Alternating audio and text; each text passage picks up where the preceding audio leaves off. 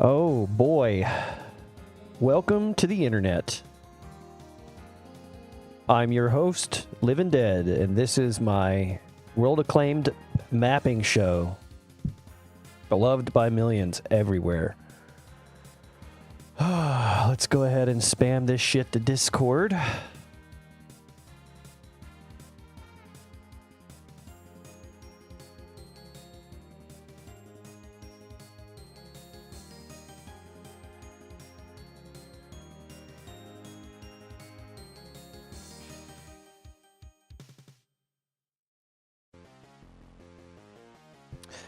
Well then, I suppose it's time to get started.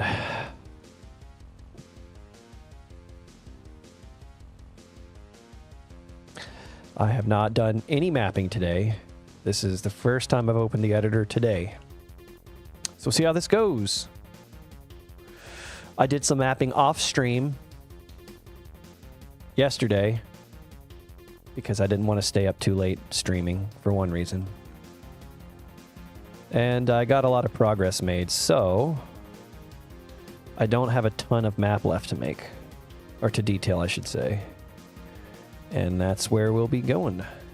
Just trying to finish this up. So first order of business, I proposed the gameplay change to my team, and they said they would be willing to see what it looked like in action, basically. So I'm going to go ahead and set the trap the way I suggested or that maybe would be good, which is I'm making it so that these pads, one of them contains a blue armor, one of them contains a crossbow. Currently they independently open their own traps. So this blue armor opens this trap, and this rocket launcher, which is the crossbow, opens up this trap. But I would like to see what it looks like if the whole trap springs at once, both of them. And I propose that to my team. What I don't want to do is just unilaterally make decisions. So I'm going to set the map up, and then we can see what it's like in practical gameplay.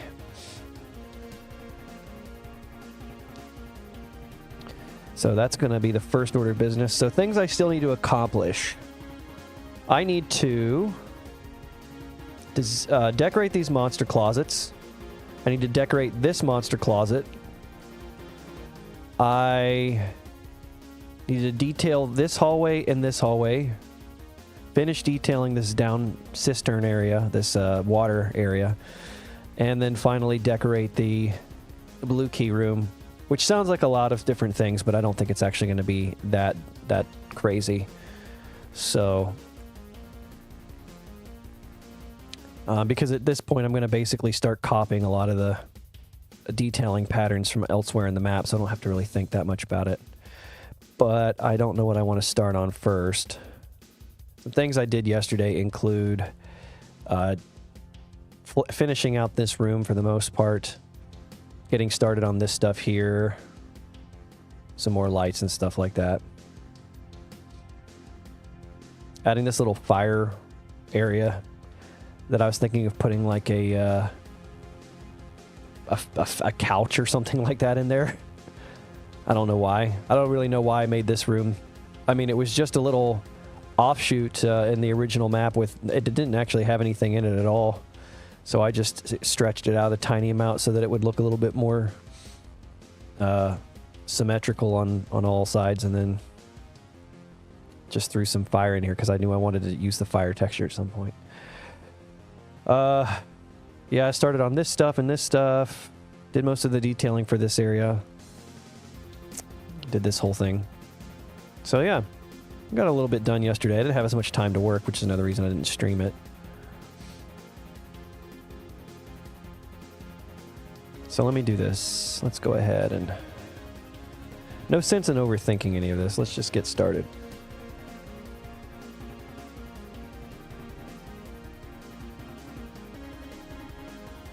Ah.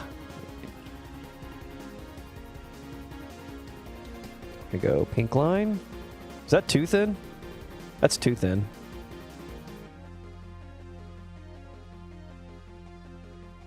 All right, we'll do that one more time. was on this vertex. It's because it doesn't line up with the grid very well.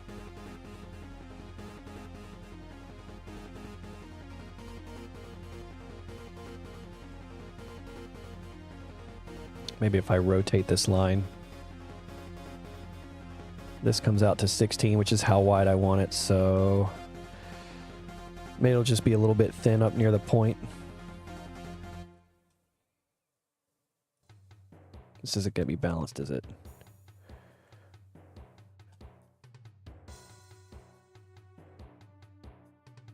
That's not even, is it? That's not 113. I didn't put this in the right spot, did I? Why is this wrong?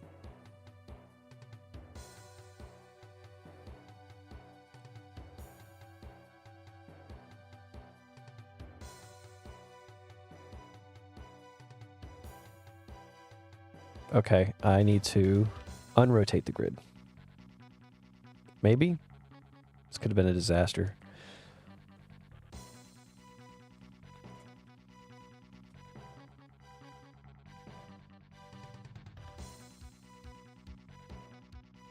This is more complicated than it needs to be, in a weird way. Do this. Is that the right length? Comes to within 2 of the side here. Okay. Come up here. And I think, yeah, if I pull this out, then I can line these up better.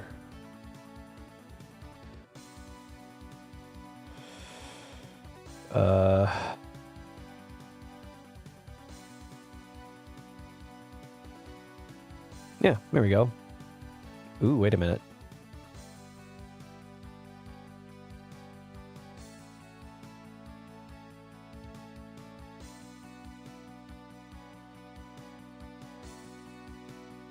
I don't know why I thought to do that, but I like it.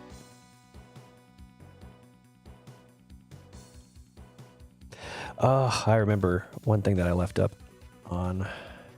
Or did I fix that in the last time I did this? I need to move that. Yeah, this is fine.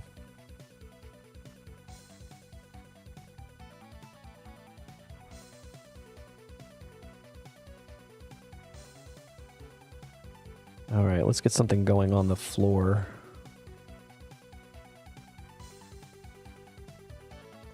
I don't really always like running borders along the floor, but in this map, I just kind of feel like getting indulgent with it.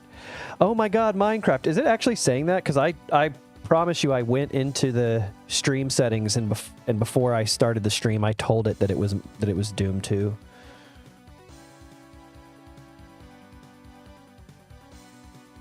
And what's going on, Mr. Beetbeard?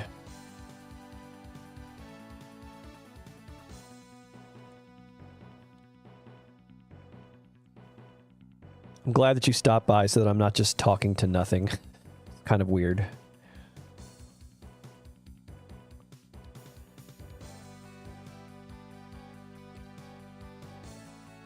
Does that look interesting? That just doesn't line up very well. Zin solipsist. What's going on? Yes, I am getting it going again for another session. This will probably be the last one for detailing this map because my objective is to be finished with it today, so we'll see if I achieve that, but I feel pretty good about getting close no matter what happens.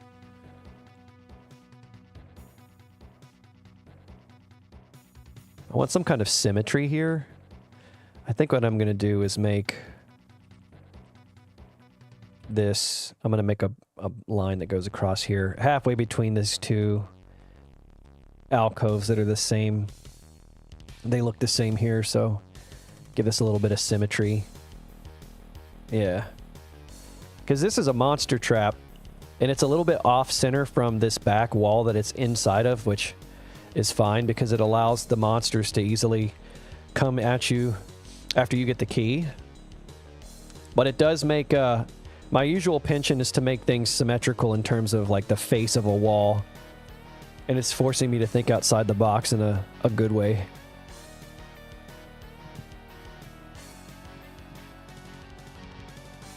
Oh, I'm glad it's not actually saying it's Minecraft because that was getting on... It wasn't actually getting on my nerves, but I was like, Would probably make it slightly easier to find the stream if it didn't say it was Minecraft.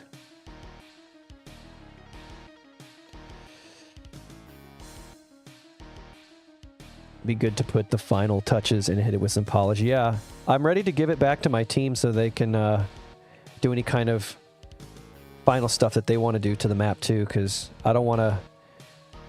I was very adamant that I didn't want a short deadline to work on this. Like if they gave me the map like 1 week before it was due, I would have felt a little bit anxious about that, but they did pretty good by that and gave it to me. Not that, I mean, they gave it to me with plenty of time to spare, so I'm not trying to just sit here and take like the whole rest of the time for the deadline before I give it back to my team. That would be kind of messed up. What's your favorite vanilla texture? Easy. Pipe wall. Pipe wall 2? Is that what it's called? Pipe wall 2. This one.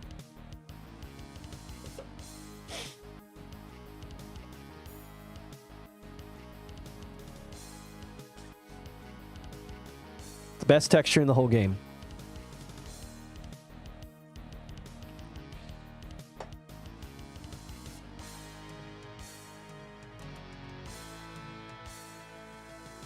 I think one of my reasons for liking it so much is because it's a lot of the textures I've noticed in the original Doom assets. Like, okay, here's a good example. So this texture right here, this marble texture, it tiles horizontally very well, which means you can use it for like bigger spaces because it doesn't have any seams on the side of the texture. But if you go back and you look at a lot of stock Doom 2 and Doom 1 textures, aside from like the brown ones, you know, so a lot of the wall ones, but a lot of the detail textures like have seams on them in weird ways. And so I feel like for highlighting things sometimes it can be a little bit more restricting. Like the Tech Light 2 texture, like that has a very clear like shape to it. It has to be like a certain length or it doesn't look right. But the Pipe Wall 2 texture can be any length you want it and it looks right.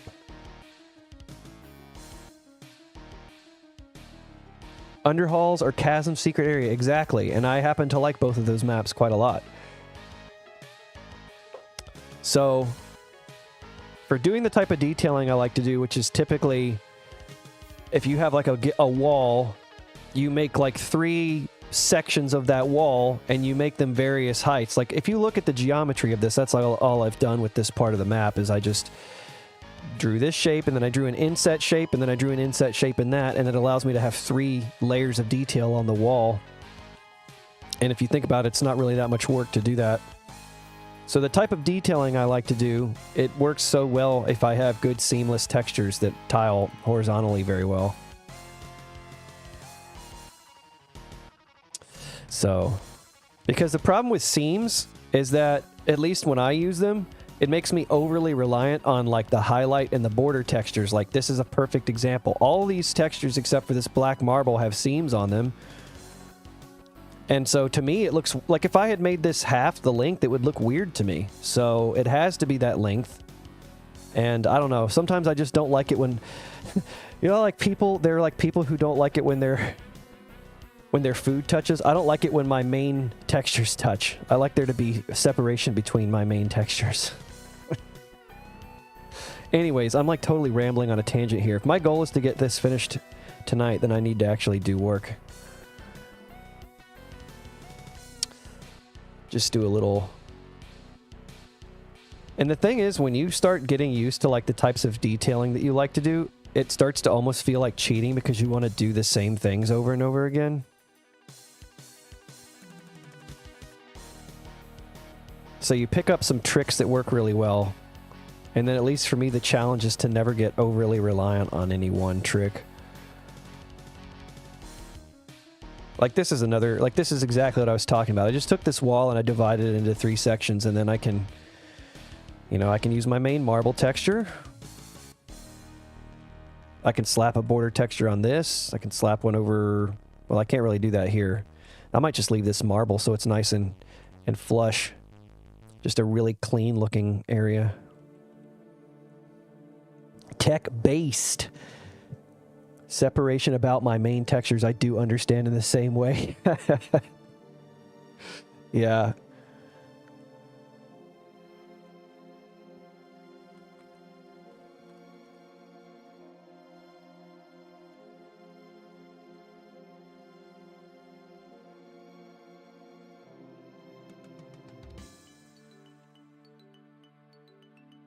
I need to start adding some midis to this playlist that I put together for this stream, because if I ever do this again, I'm going to be really tired of these by the time I finish this map.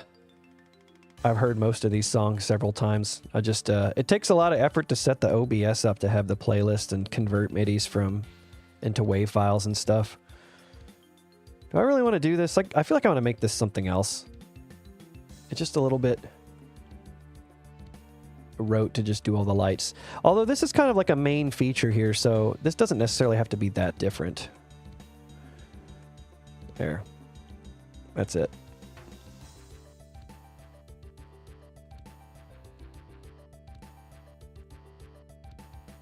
See, like, here's something that does bother me. I'm going to let it go, but this bothers me. That on this side, it's a clean marble border. And when I line the textures up, I mean. But on this side, it's the pink pillar. Because of the way that this room is set up, and I'm not going to move stuff around or change it. The way that I, like, kind of establish the rules for the bordering of this stuff like that. I'm just going to leave it alone, though. It's not that big of a deal. I could go back to making this, and I could make this a marble. Kind of satisfy it, but...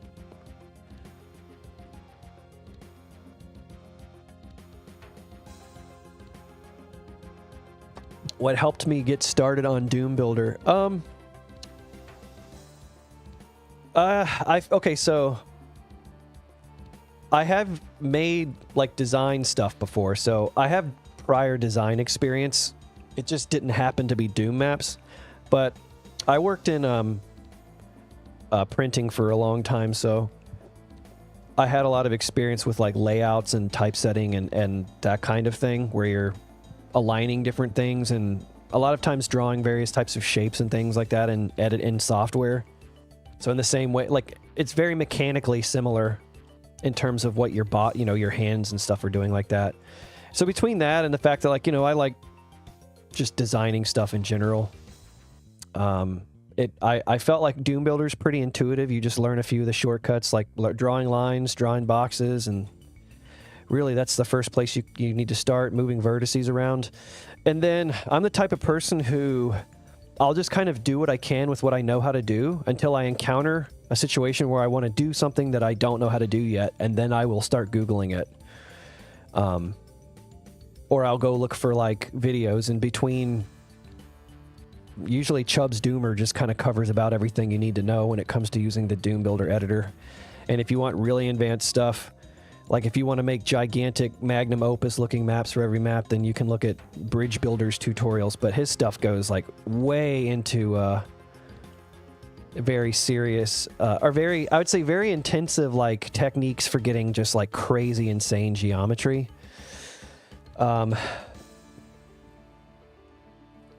But you can, so that's kind of the way that I just went about it. And then also part of it too is dissecting other people's maps. So I didn't really understand the difference between the different map formats, like, for a long time, definitely while I was making my first map. And then as I was designing my map, I started to realize things that I couldn't figure out how to do in my map that I had seen in other people's maps, like Skill Saw. I was playing a lot of Skill Saw back at that time. So I would, there in Valiant, it's, 11 Angrier Arch files, where you go into the room has a trap where you pick up a plasma gun and all the doors in the room open up and arch files spawn in with revenants. Or maybe it's revenants and then arch files. Anyways, what I noticed is that the plasma gun was up on a 4-sided pedestal, and if you're mapping in vanilla format, then you make every line on the border of the pedestal be a walkover door open line to trigger the trap. And you make every single one of them that way because you don't want the player to be able to, like, walk around to the backside of the pedestal and pick the item up without triggering the trap, right? But the thing is, when you do it that way and you play Doom in certain source ports, you'll hear the door opening sound every single time you walk over the line def for the first time. So each of the 4 faces of the shape, you walk over it and you'll hear the the door open action. and that's just kind of the way that it works.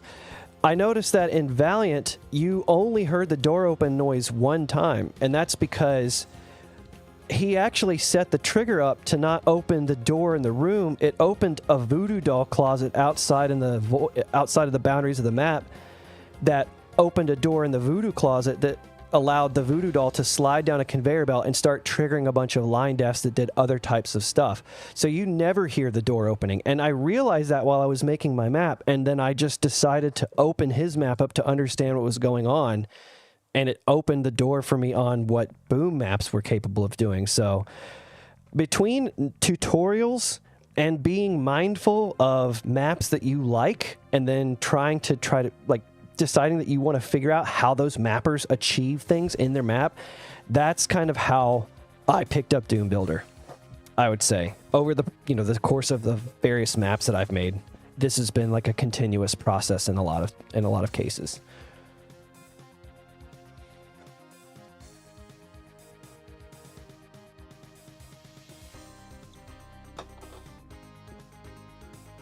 You like the tutorial vids of Chubbs Doomer. Yeah, Chubbs Doomer's top tier. He's very clear about explaining stuff.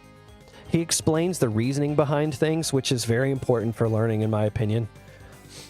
And he just is like, his videos are, they just don't mess around. They're just like to the point and very direct and helpful. It's like everything you want out of a tutorial video. What am I doing for this? I need to just grab a texture I haven't used in a while. Could just make this red as well. Does that look interesting? It's going to look interesting. It's going to have to look interesting. I'm now at the point in the mapping where I don't exactly just want it to be over, but I feel like I've kind of just messed around a little bit too much, and now I want to keep going and be productive for a while.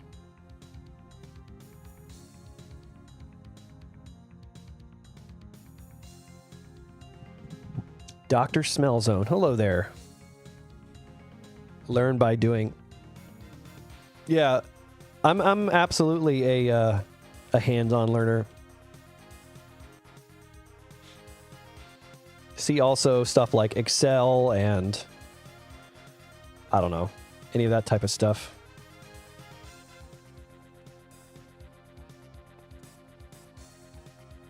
Cool. This room, does it need to have... Okay, come up. Come up. Here you go.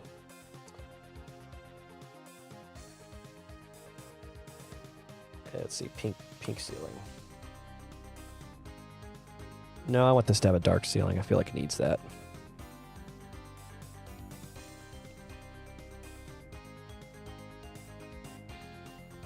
So you've been detailing the map. Yep, I did a little...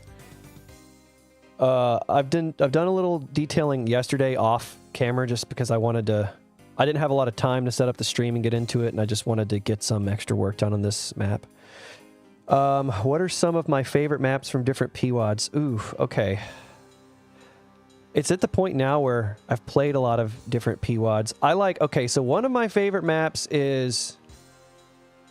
I like a lot of maps from Ancient Aliens. I could name several that stand out. The one where you're in the clouds, like map 24, 25, I can't remember, is just like such a mind-bogglingly incredible map. For the gameplay and the combat, I really like, I think it's map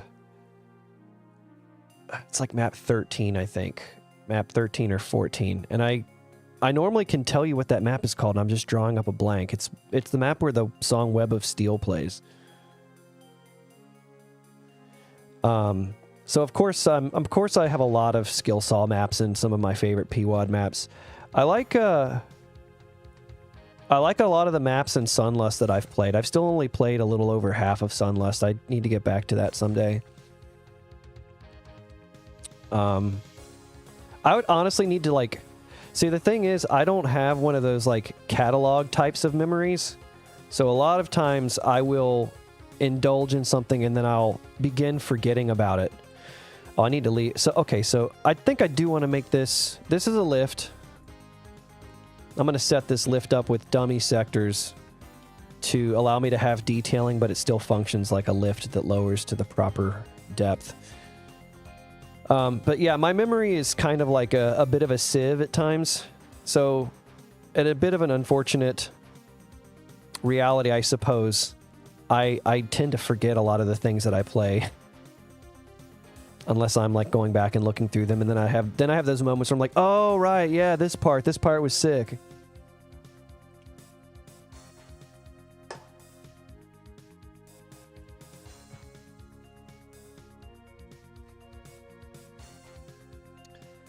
Okay.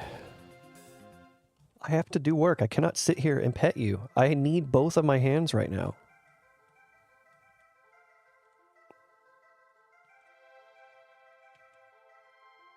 I can only do it in like little punctuated spurts, but I can't not do anything.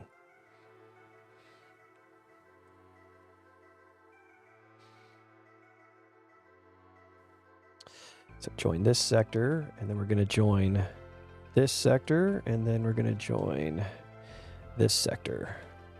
Now this lift will work just the way that it did. Actually, let me test that.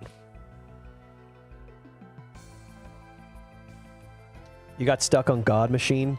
I actually, okay, so luckily I've never really seen a lot of the gameplay from the later Sunder maps. I've seen a few, like I know the iconic one where the Archvile carousel or whatever it is. Nice, this works just the way that it's supposed to. Oh no, what's going on over here? This crazy wall. I think like map 19 or 18 is the last Sunder map that I played, or excuse me, Sunlust. In terms of other favorite PWAD maps, I like a lot of the maps from Eve Eternity too. There are so many sick maps in that WAD, and not just like visually impressive, but like very fun gameplay. I think a lot of that is just due to how inventive they tend to get with the monster replacements or the new monsters and stuff like that. And I don't know, it just is like top tier Doom gameplay to me. So I guess there's a little bit of recency bias in the different answers for me right now. I'm sorry, I'm a little bit boring when it comes to being able to respond to that question. Would you say that Eve Eternity 2 gameplay is a step beyond the first one? 100%. I feel like Eve Eternity 2 or Eve Eternity 1, it's really good. The gameplay's really good. It feels like it's a little bit more like, I don't know the word to describe it. There's a lot of like long maps. There's a lot of like, I don't know. It's still really good. I feel like there's just some aspect of it that's just like doesn't always quite hit the mark for me, despite how good the whole thing tends to be. But Eve Eternity 2, I just feel like is so, it's very well refined.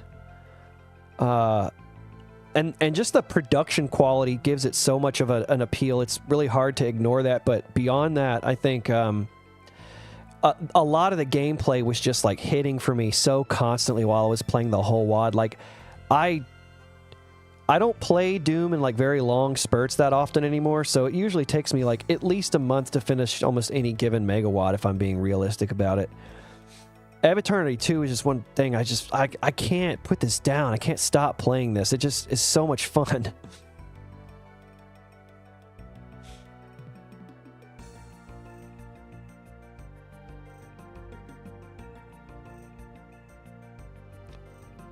Pina Colada is good. The team that worked on that stuff is good. Okay, another map I really like was the Dark Labs, or the Dark Tech Base map in What Lies Beneath, the one by DFF, where you're like turning the power back on in the facility. That map is fucking sick. So good.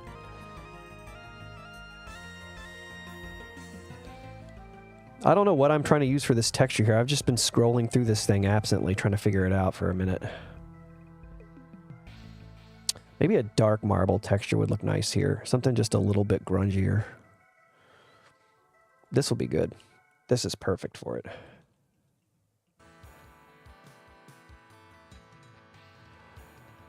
Why am I doing that? I could just flood fill it.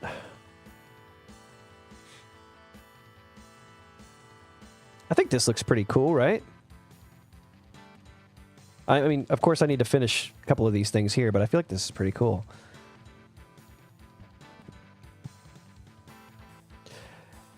Eve Eternity 1 is polished but not the most soulful. You know what? That's actually a really great way of describing it. I feel like that hits very accurately for me, Large Cat. I mean, when I say polish and presentation, like I think that Eve Eternity 2 has quite a lot of heart. And I think that, okay, so in this sense, I feel like the polish really evokes that feeling of like how much care was put into it.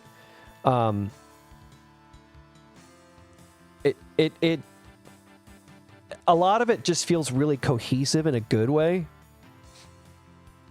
A lot of that, in my opinion, has to do with Tristan Clark's soundtrack. He did a lot. I think he must have done over half the tracks in Eve Eternity 2. And so it kind of feels like it's got a good, just kind of cohesive vibe to it. And there's just a lot of really good fight setups in that. Like, the people who were selected, I assume, to participate in the project just, like, really know their stuff.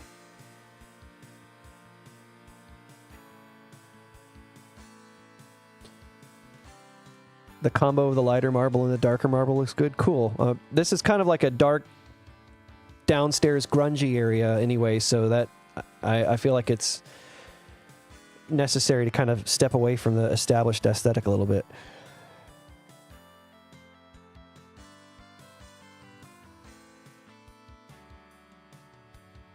Maybe I'll push Eve Eternity 2 in my to playlist. Yeah, I mean, I'm sure that there's something that some, people can find to be a little bit skeptical or less enthusiastic about in it to some degree, but I think that just so much of it hit for me is all I can say. I felt like parts of Eve Eternity 2 were like made specifically for me. I literally said that to people. I was like, I feel like this was made for me. I'm going to just leave this alone because I don't really want to change the geometry. A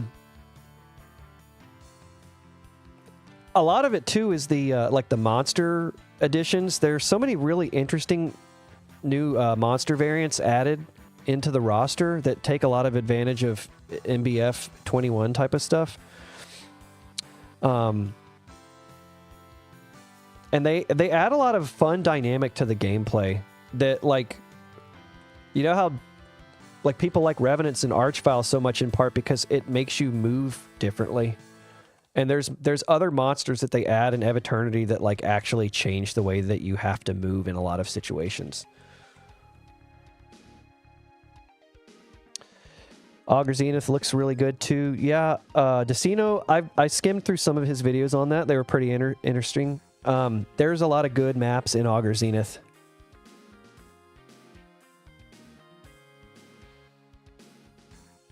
If you're a fan of the 10x10 project, then Lunch did a couple of maps for Augur Zenith.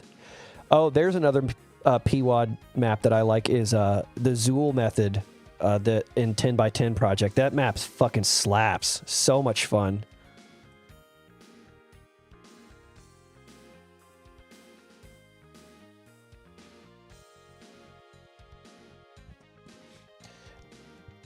Yeah, so Large Cat, there's like a Mancubus Revenant, or not a Mancubus Revenant, a Mancubus variant in Eve Eternity 2. It's like a Cyber Mancubus, and he has 3 distinct attacks, and each attack makes its own distinct wind-up noise, like a chain gun wind-up noise or like a shotgun chicking noise. Each one kind of has its own distinct wind-up noise, and depending on which one you get, one of them fires in like a spread shotgun pattern, so you're like forced to take cover from him immediately or you get DPS'd into debris.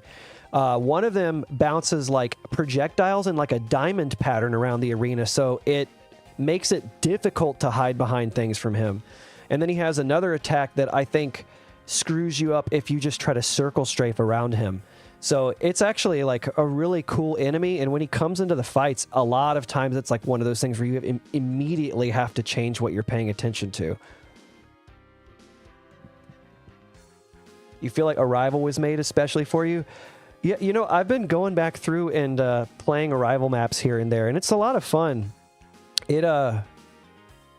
It's got a very good blend of like map design that feels a little bit more classic, but like good modern, like chaotic gameplay, and just filled with monsters. Like some of the fights in Arrival I've noticed, you're just like, holy shit, that was a lot of guys.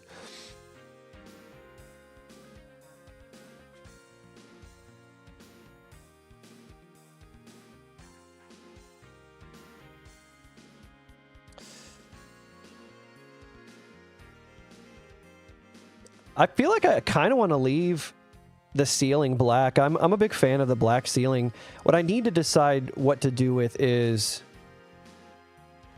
Wait, I did that backwards. How did I do that?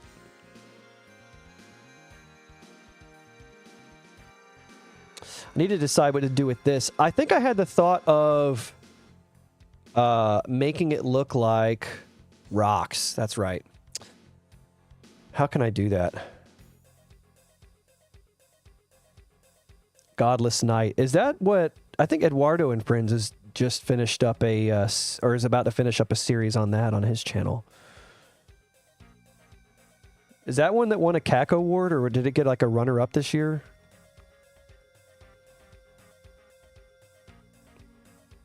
Actually, now that I think about that idea that I had, I don't know if I like it as much. What am I trying to do here? This is kind of a tricky situation for me for whatever reason.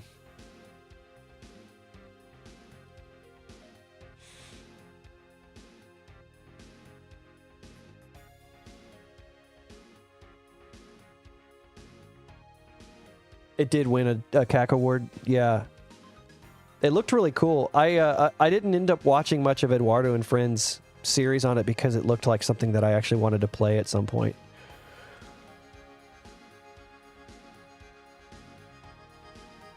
I'm not sure what to do with this.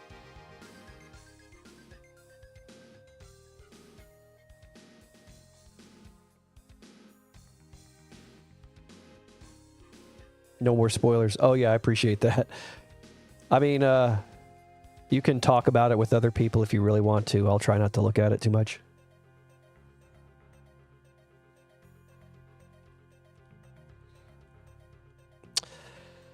What am I doing here? Maybe this isn't a waterfall. I mean, I feel like it would be nice if the water had a source in this area.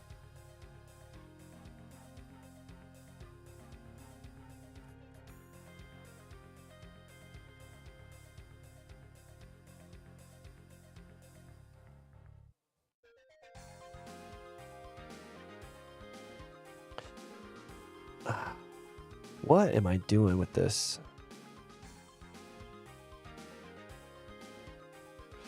Okay, I think I might have an idea. Let me think for a second.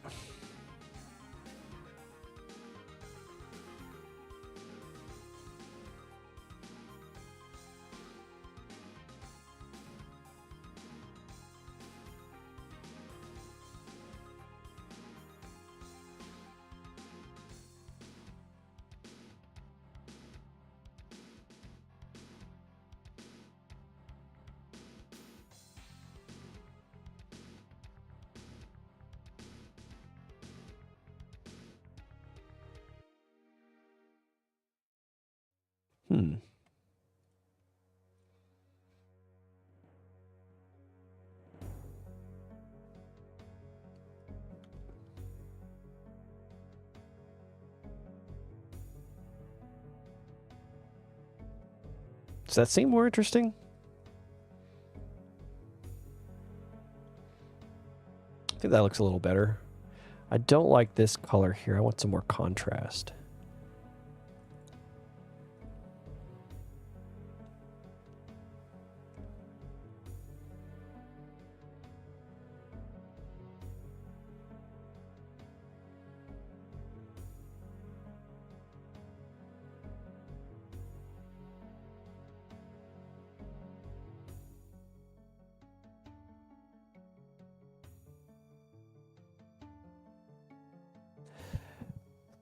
My house is bound to be mentioned, but I will say it truly amazed me how creative it got. Yeah, I mean, I don't feel like it's that big of a deal to talk about my house.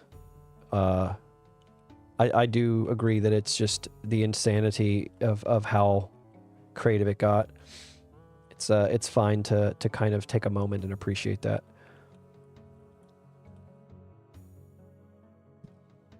What am I doing here?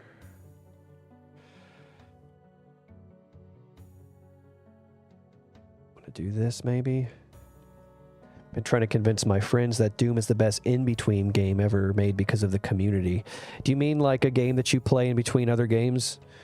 You just like constantly got Doom kind of fit into your little routine there? Or am I misinterpreting what you mean by that?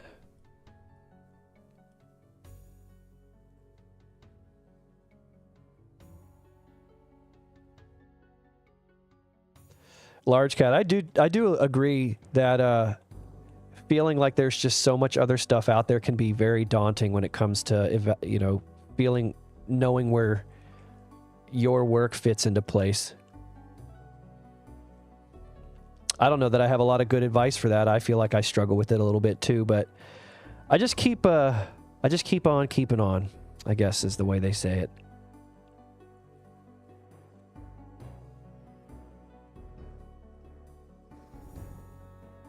Rival is modern combat design with 90s coat of paint. That's what it felt like to me.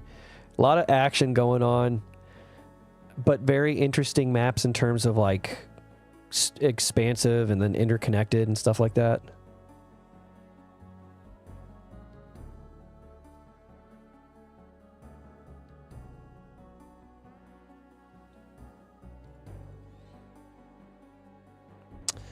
Why is this texture the only wood that's narrower than everything else? Maybe this one? Is this the right width? Just want it to look different than... Yeah, okay.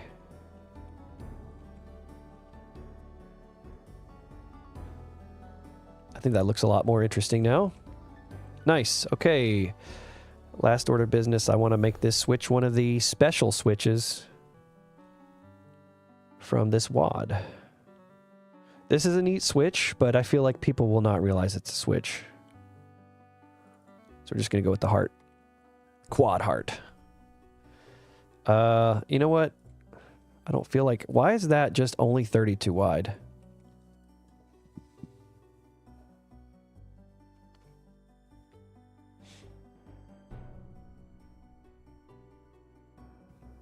Oh, here we go. Oh, but this is... Hold on a second. Not this, not this.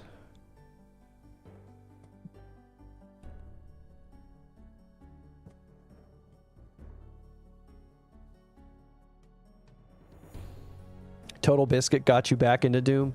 I think Brutal Doom got me back into Doom as well.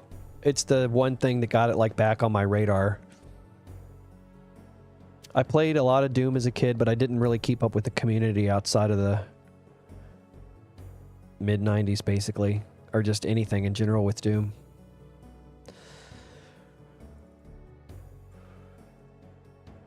But I've been basically at it ever since. Okay, so this is how you get out. What is this going to be? This needs to be some kind of... I guess some kind of door.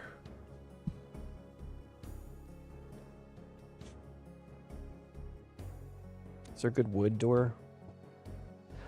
A bookcase door. That's not a good idea. Do this one.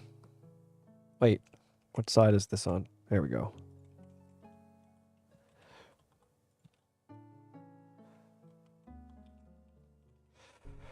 Okay, this needs a wood.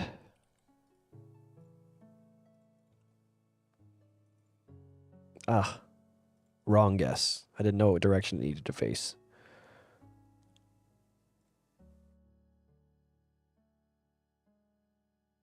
There we go. That works. Oh. Anything else I need to fill in? Oh, this. Oh, that actually kind of looks interesting. All right, are there any good looking pads that match the theme? These are cool. Use this one. Kind of taking a bit of a win in Rome approach to the visuals of this whole thing. It's like When am I ever going to use these textures again? Probably never. Maybe not. Never say never, I suppose, but I would be surprised if I ever use these textures again. But who knows? Maybe there'll be a traditional Valentine's thing every year. Oh, yeah. How does this all look in the game?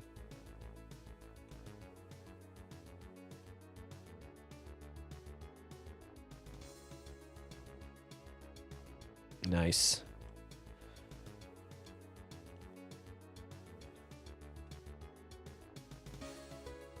And okay, I did fix that. Good.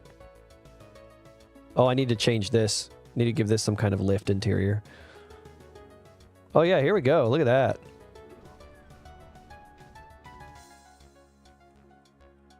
Wait, it didn't animate.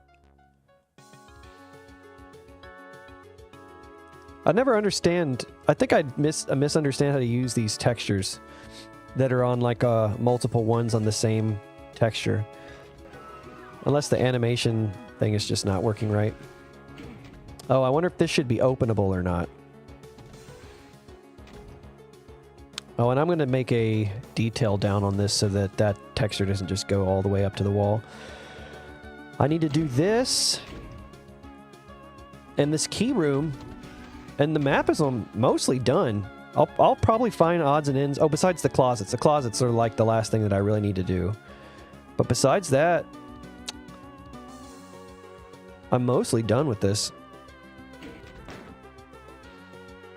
Alright, so let me get a detail coming in down here. We'll just make this wood. Good old wood. Oh, it needs to be the same height. That'll look better. And just make this, give me just any old metal texture, just give me something.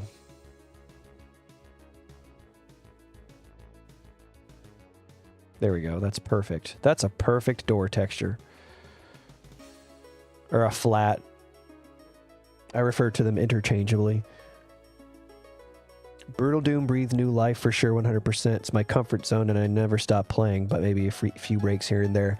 For me, it's Project Brutality, because Project Brutality has so much stuff in it, between the like different weapons you can find and all the upgrades, that it just made me want to keep playing different PWADs just over and over again. I played through a whole bunch of PWADs.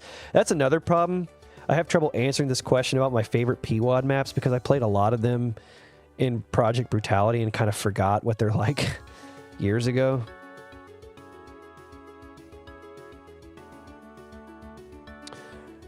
Oh, the switches lump. Okay, so Knights will probably just fix that texture before the release happens.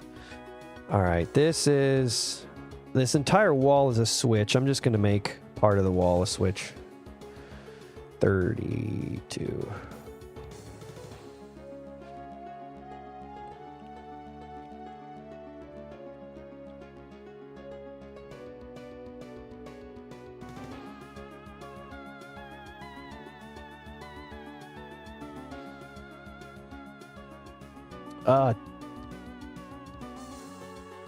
Doesn't line up right. Right, how am I going to deal with this? All right, you know what? I'm going to make a little bit of a physical change and make the lift switch right next to the lift. 62 and 3, okay. And I'll make the lift its own thing. I mean, I guess I could have just given it a lift texture. Yeah, let me just do that. Instead of making it more complicated, I'll just give it a lift texture.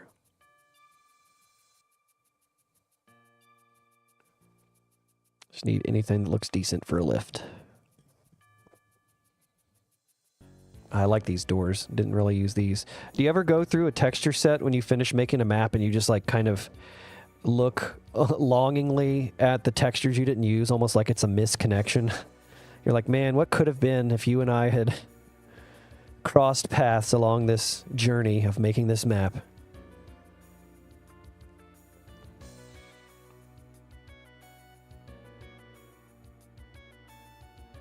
Sandwich, how you doing? How you doing?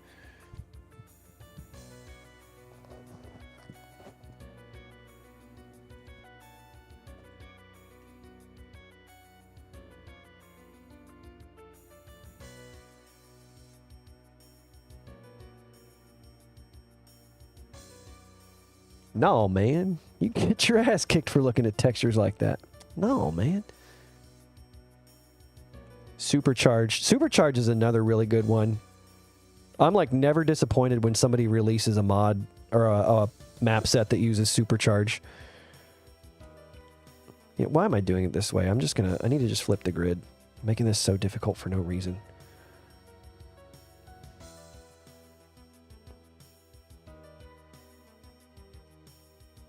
I want to put little lights on the side because there's cool pink lights.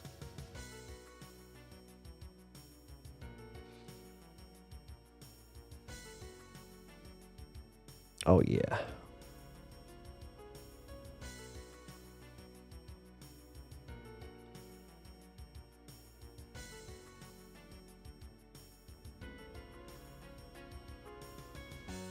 And then the lift can actually give off light. That's cool. That's a neat trick.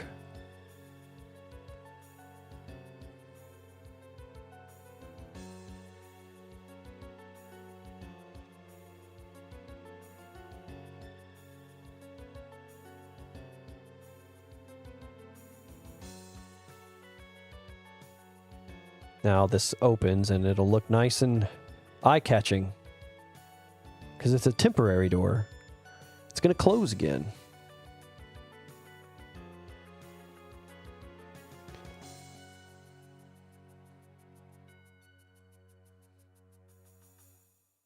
You like supercharged because you're super large?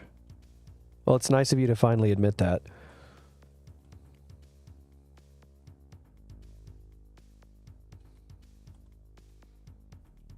Anything else I want to do in this area before I move on? Oh yeah, I missed a few touch-up spots. Ooh, I should probably see if there's a decent... What is that? Marb F? Marb Barf. Texture like this one maybe look good. Do these border well?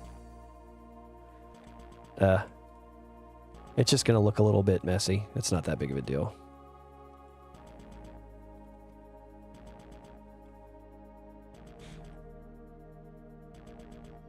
Missed a spot. Oh, huh, where? Do I like this one? I feel like I want it to look a little bit darker, and let me just change this to something else. Ground. This one maybe. Yeah, we'll leave it at that. I like that. It just makes the room look darker. It's one way you can make things look darker without just changing the light level if you don't want it to be too dark. All right, now this is what, a door of some kind?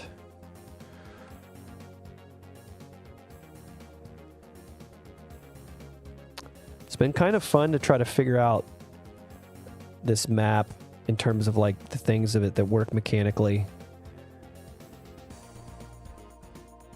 Let's see. All right, I want to preemptively go ahead and make this a dark area. Make this a light area. It's a little darker. Cool. And then let's see. This switch makes this floor move down. I think what I'll do is preemptively draw some lines for light.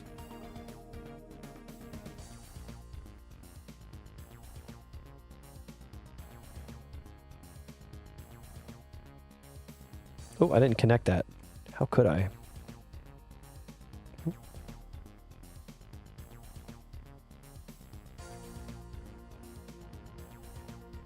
Do I want that to go all the way back to the wall? I don't think so. Oh, well, you know what? Same thing as the other area. I want this to be inset from the wall. Is that going to change? I'll make these 3 deep.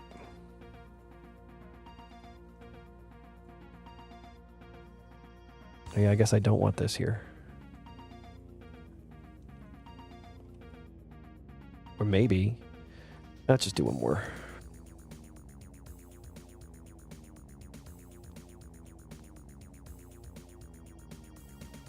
make bare geometry for gameplay than do a full detailing pass. I think that that's the way that I like to do it, because I used to do... If you detail first, then if you start troubleshooting the gameplay and you realize there's stuff that you don't like about it, it just becomes a lot more of a pain in the ass if any of that requires realigning the geometry or anything like that. And also, I just feel like... it kind of, at least for me, it works a little bit better in terms of productivity if I treat the process almost like an assembly line. So instead of like one worker on the line just doing every single part of the job, building the entire car when it comes to them on the stop, you do all the parts of the map, each individual part. Like, you do the whole map's geometry, then you do the thing placement, or whatever. But I don't actually do it that way completely either. A lot of times I kind of start and I'll detail some things at the beginning just to kind of get an idea of like the vibe. And sometimes I allow myself to detail it if I just like desperately need a distraction from like the thing that I'm trying to work on for a while. Because, just to kind of clear my head, it's like I can go take a walk, or I can go detail part of the map, or I can go put some dishes away. All kind of in the same sort of function. But then generally speaking, I do try to keep it to where I do end up getting... I don't say I try to keep it a certain way so much as I just end up getting into a groove where at some point I'm just mostly dealing with the geometry and the combat design area by area, rather than also pulling the detailing along with it at the same time. I'm definitely not on the level of using gray wall for the whole thing. Yeah, I'm probably closer to you than this in that regard, because I do a lot of flood filling, but sometimes I will still like change the textures up in different areas, or just if I like kind of have an idea about something while I'm working on the area, but I don't really want to get sidetracked on the detailing, I'll do just like a little bit of like throwing some roughshod placeholder stuff in its up there for a moment. So it's not just completely flood filled everything with gray in mine either. Nice, that'll look good. That'll look nice in my trophy room.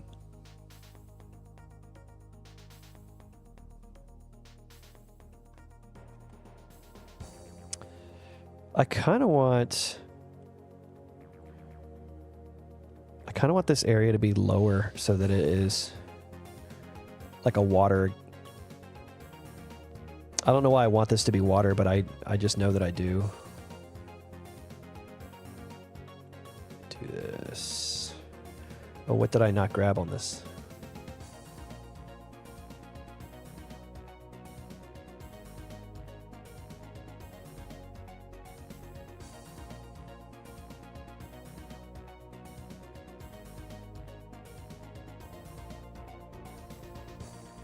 Oh, oh.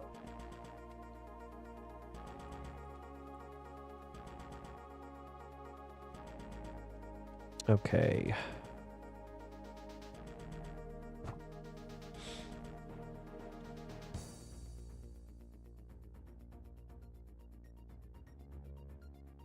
Just trying to think.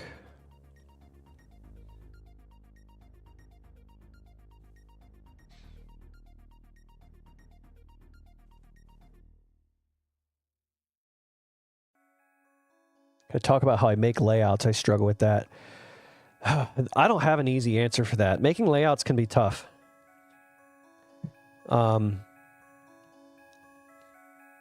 think for me, sometimes it's a bit of a chicken or the egg. It's like either what type of map, gameplay-wise, am I getting out of the layout that I'm making, and vice versa. Like, what type of layout do I need to make to get the type of gameplay that I want?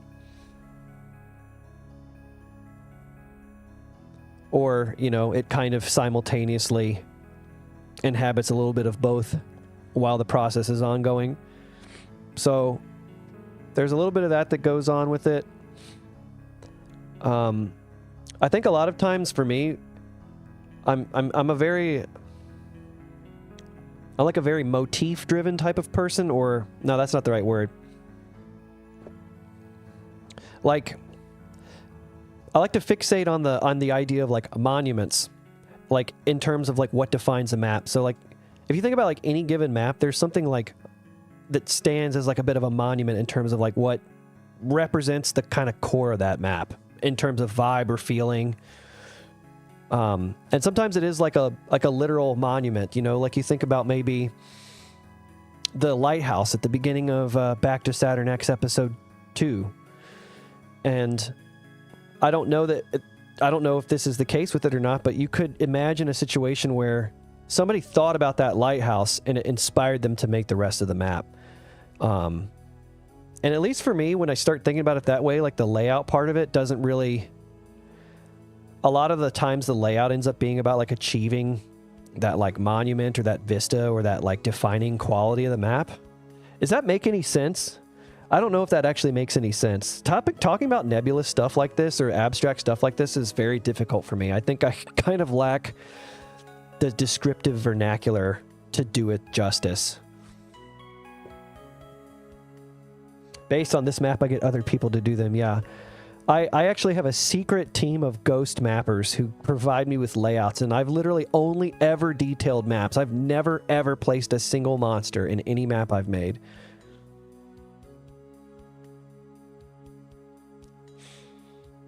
Oh, you think I described it well? Okay, well, I appreciate that.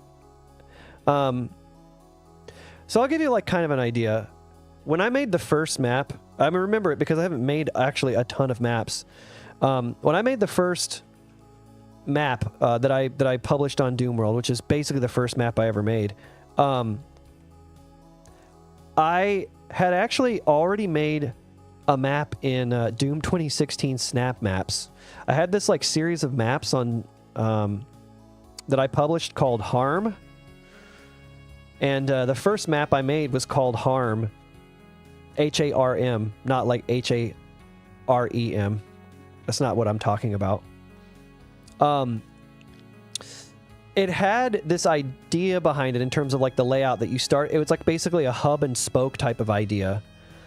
And so when I started making the first map, it was called Malleable Intent for Doom. On the surface, I started out by trying to recreate that map. Of course, it did turn out like way different as the finished product. But like in that sense, like I already kind of had something that was like directing me on what to create.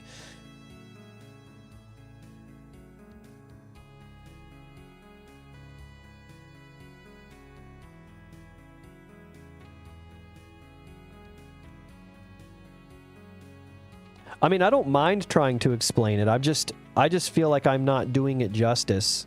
So I feel like sometimes when I talk to people in real life about somewhat abstract stuff like this, they kind of look at me like I've got an extra head. So I don't always take for granted that what I'm saying makes sense to anybody.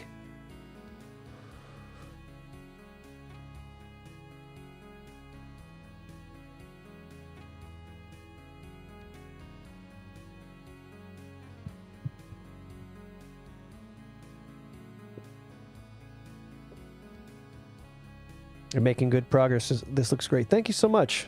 Ezekiel Clark, welcome. Doom, discuss. Where do you get your ideas from? What are you on when you guys come up with that stuff? Come on, what are you guys on?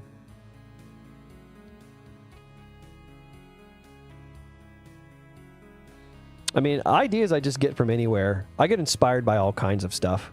A lot of it is just playing other Doom stuff. If you have trouble with coming up with ideas, that can be a tough answer, but I think a lot of it has to do with just try to, if you want to like know how to do something, try to recreate something that you like already. It will tell you a lot about your own style, and it will also teach you a lot about how to do things differently. So like, if you like the way that a certain Ancient Aliens map was like laid out, or the way that it looked, or the way that the combat was set up, or the fact that you get the rocket launcher for 90% of the map, then decide like, ooh, I'm going to take that idea and I'm going to make a map with it. It's not ripping it off. It's not homage. It's just everything is kind of like this synthesis of all the maps out there. You know, every mapper's history of playing maps is all embedded in the maps that they make, and it just, you know, so that's the biggest piece of advice I can do is that don't be afraid to just kind of like dive into the things that inspire you and do your best to try to make your own version of it. I think I'm going to... It doesn't make sense to have this marble texture on the lift. I know I've been like just staring at the texture editor like endlessly for the last like 15 minutes. It's part of it that I'm getting distracted by this conversation, but not that I'm blaming it. I'm enjoying this talk about stuff. Let's give this slime. That doesn't look right. Where's my metal texture? Let me just get a good metal texture. There's not one. Do you want to... So, I have an idea. Okay, so we could do that thing, Sandwich, where you give me your ideas and I'll start making maps, but then, like, 2 maps into the project, what would probably make the most sense is if we then turned it into a community project and started soliciting volunteers. Probably on Doomworld would be the most logical place for that.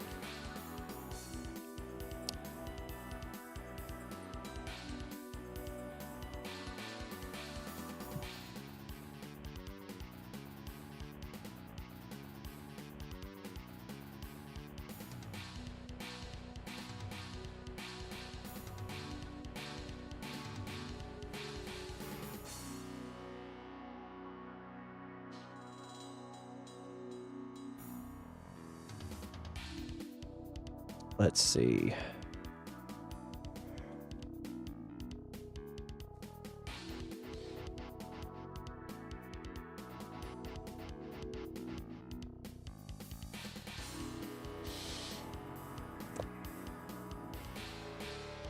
I just want to put a little border here.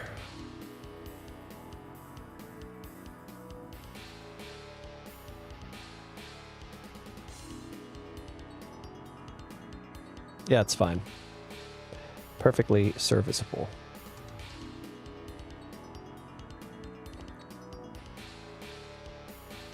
I like that we got a dark little, just a little dark, grungy underbelly to this nice Valentine's map.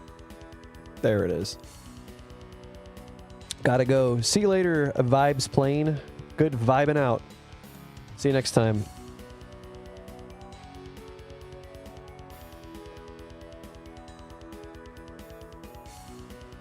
Great lighting, thank you.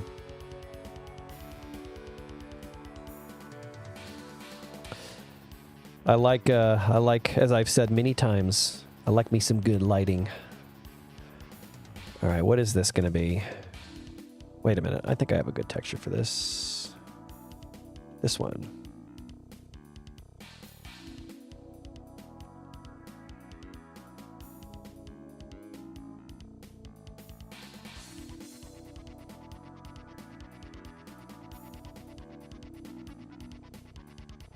God dang it. God dang it. Oop.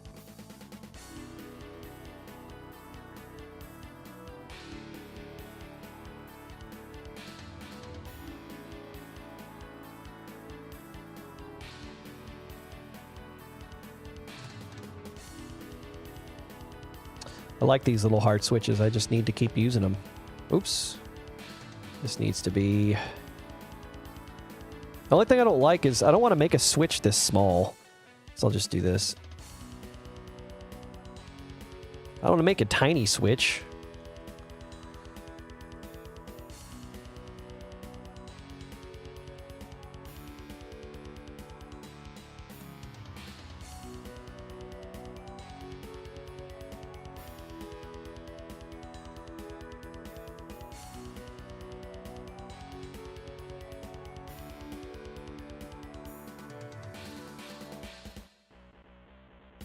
Wait, this is supposed to close, right? Because that was actually a door. So let's go ahead and put a texture on this. Okay.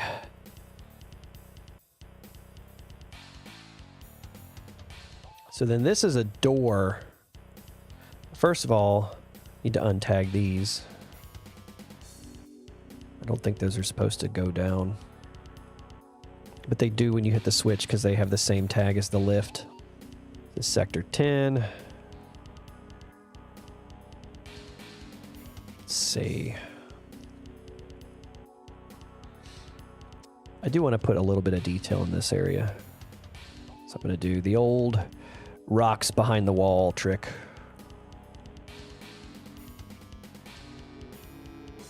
One of my favorite ways to detail subterranean areas. Oh, what am I doing?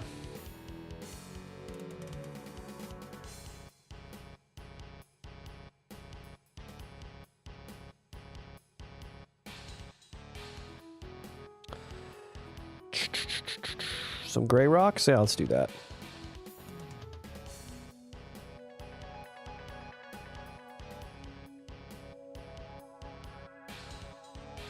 There we go.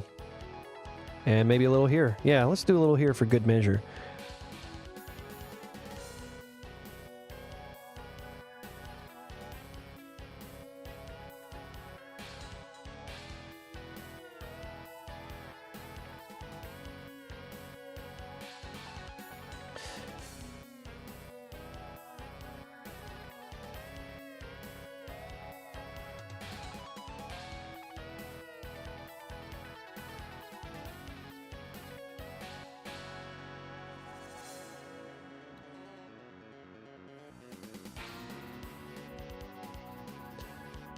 I don't know if, do you worry about all the fake contrast when making natural areas?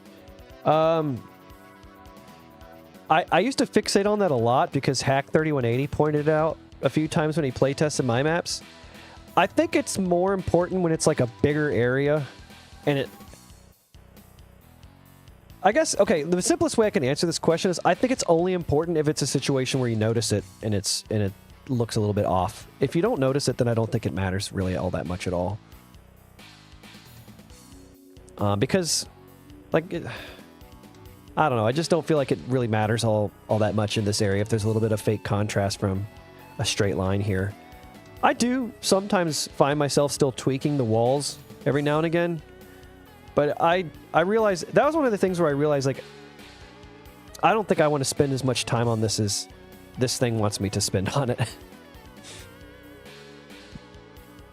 So I just kind of started worrying about it a lot less.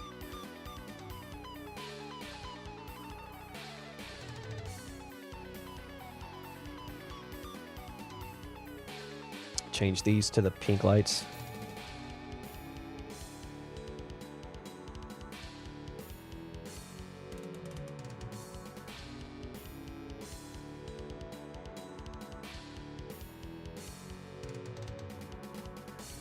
All right.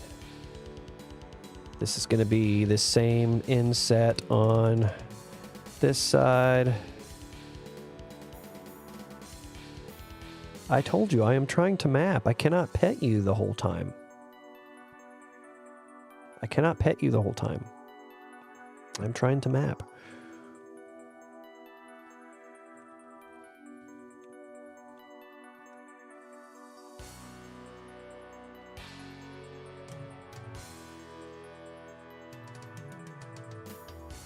I definitely feel like I'm in a good flow with all this right now. I also just get like this really productive jolt of energy as I get close to the end of a mapping project, where things just like really start to come together very quickly.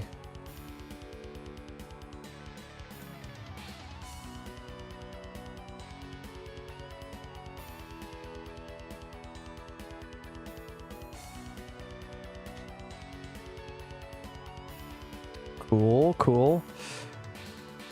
Got a few misalignments here and there. I'll have to deal with those. But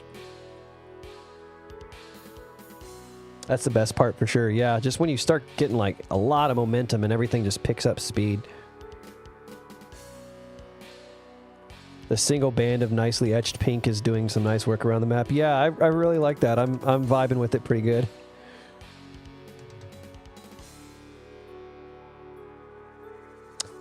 See, this is a door. I feel that jolt toward the end. Yeah, it's just like you just start to snowball down the side of the mountain or something like that. It's awesome. I think because you've just like solved a lot of the problems in the map at that point, and it's just a matter of just setting your sights forward and just moving. Maybe something gold here because I've used gold as a motif a few times in this map. I feel like it's a little bit over the top, but gold is a romantic color, so it kind of needs to be present in the map at least a little bit.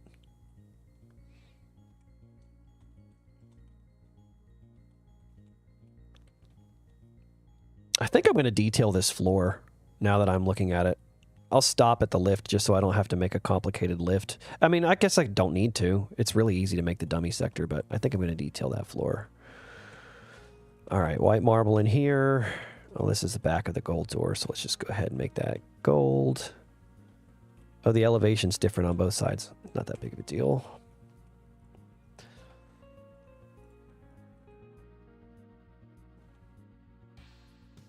Is the map name secret for now? I don't think we decided on a map name yet. We didn't really talk about it. I don't think we've actually technically picked the MIDI out yet either. So that's why I'm also trying to get this done as quickly as possible at this point, because like I said, I want to just allow this. I want to get this back to my team and let them make any final decisions on other parts of the map that they feel inclined to touch on. What key do you get in this room? The white key. There's a white key in this map for some reason in this set. Should be pretty good at making dummy sectors, huh? Yeah.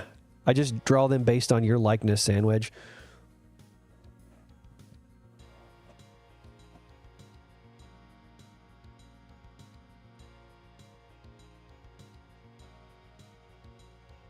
Guess I can make these white lights. Hey! You can't say that about me!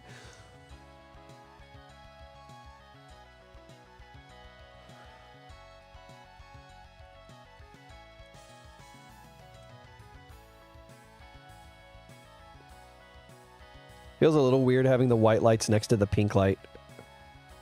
I think I kind of don't care all that much at this point. Maybe I'll put a pink light on this side.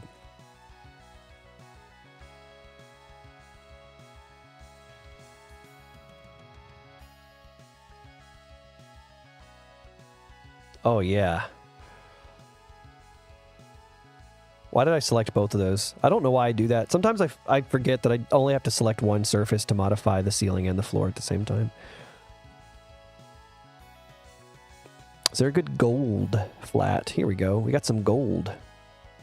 What direction does it face? Oh, but the frickin' alignment is going to ruin it. I didn't want to use that texture anyways.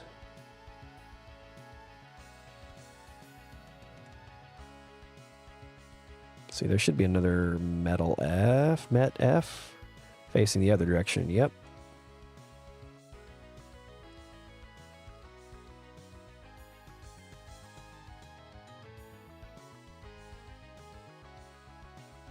Did I make these lower and pegged? I did not make all of them lower and pegged.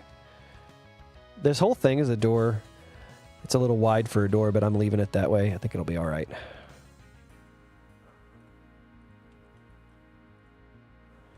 And there we go. Oh, wait a minute. What am I doing? I got to do this. Oops. Right here. It makes it look like the pink light is turned off version of the white light. Oh, yeah. It kind of does, doesn't it? You're way behind. Uh-oh.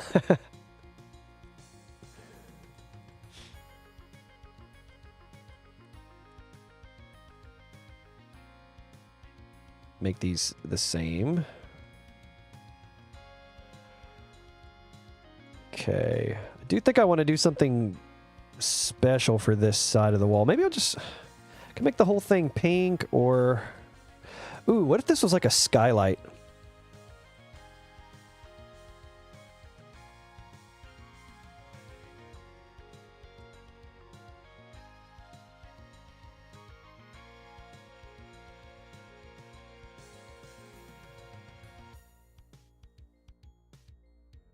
That's not equal.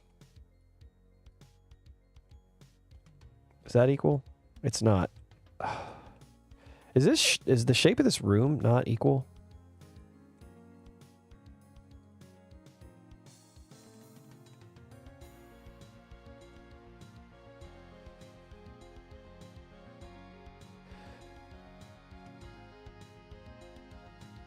Sandwich will be all right.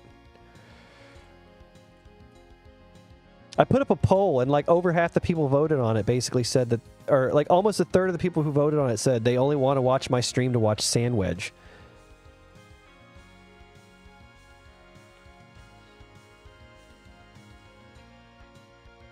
So, I think he's doing quite all right.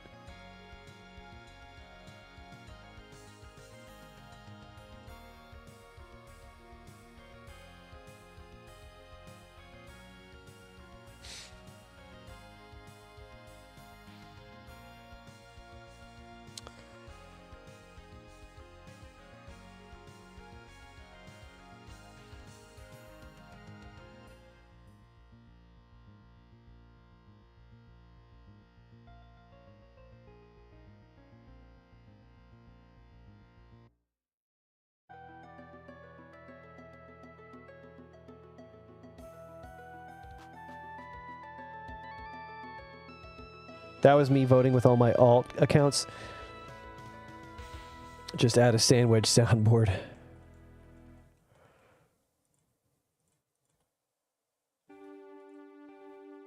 What can I say? The people really miss him. He was the premier Doom streamer for the better part of a year.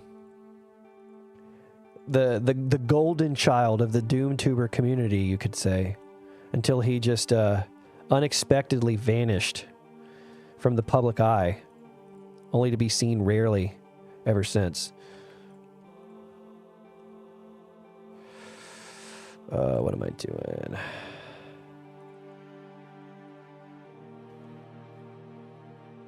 What am I actually doing? What am I doing?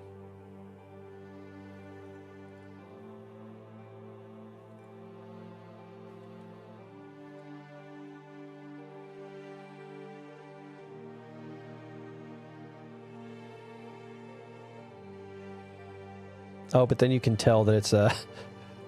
Oh, shit. No, don't do that. That sounds horrible. They think I'm him. You must have amnesia. Now Payne wishes he was Sandwich.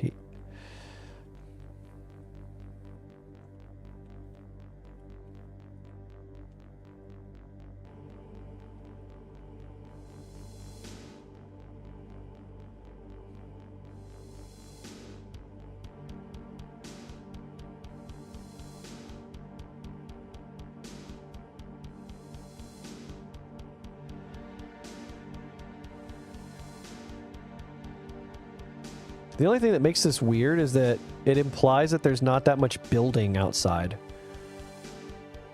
So I need to change a lot of this. I need to change all of this. And then it'll be so high you can't even tell it's a skylight anymore. I don't think it's worth it to have that many layers anyways. Just do it like that. That's a better solution.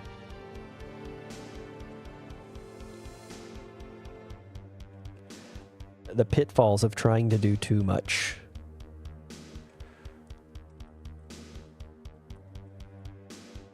Could this be a little patch of... This is down from the elevation. This could be a little exterior area. This could be a little patch of something. That would look nice. This can be... like a stone.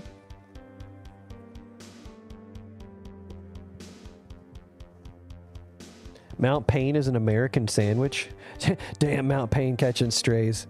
I didn't even do anything. The hell is you guys' problem?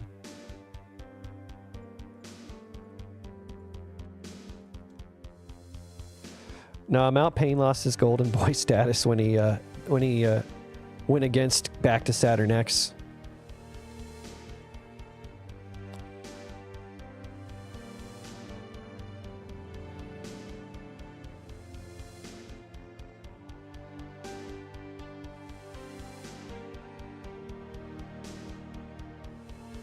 totally justified commentary in my opinion for basically most of the part, but I don't really want to get into that.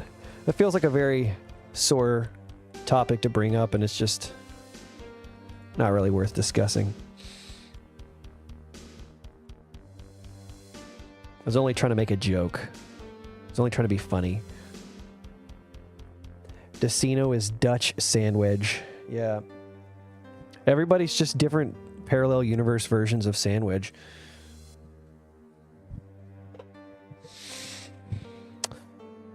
What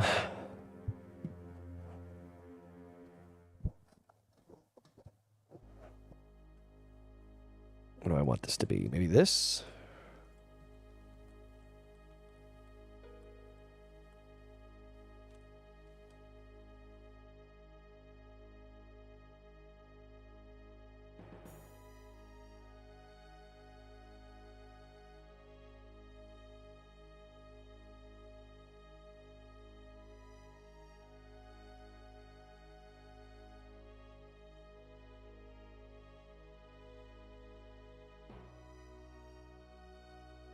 Oops, this is 2 back, not 1 back.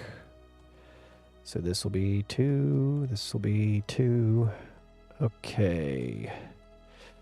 We're going for the pink border again. It's just too good to pass up.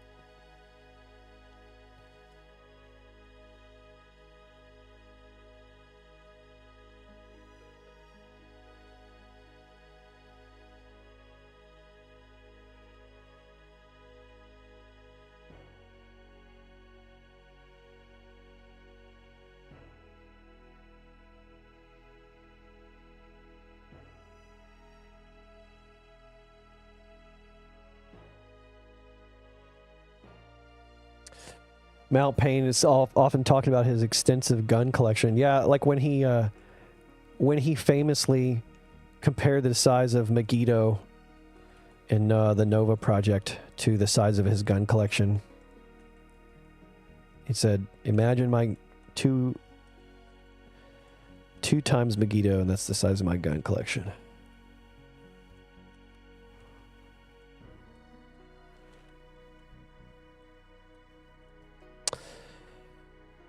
It'd be nice if there was some like vines hanging or something.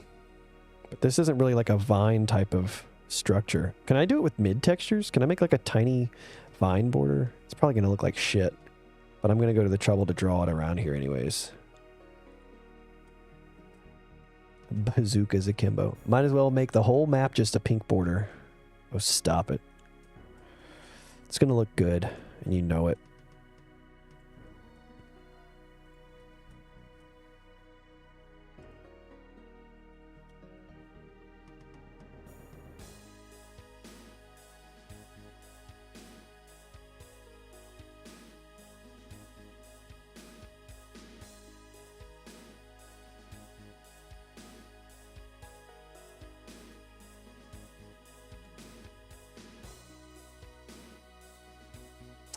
Is there any good vine texture? This is probably going to look really bad.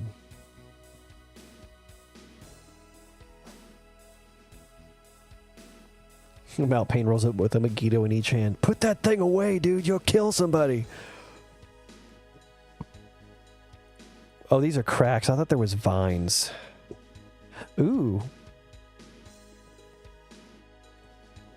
Wait a minute. Can this look decent? Oh, for fuck's sake. It just doesn't repeat very well. I mean, it does if it's a very equal segment size, but...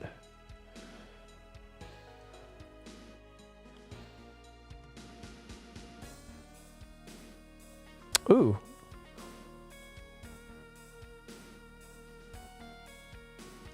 You know what? I'm going to lower this texture so you can actually see it a little better. I think that'll work.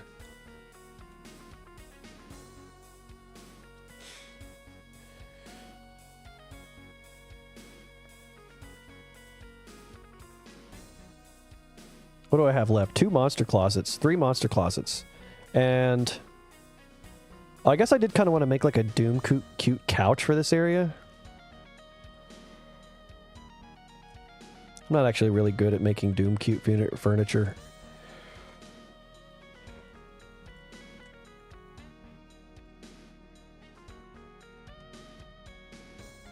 Just make a basic couch.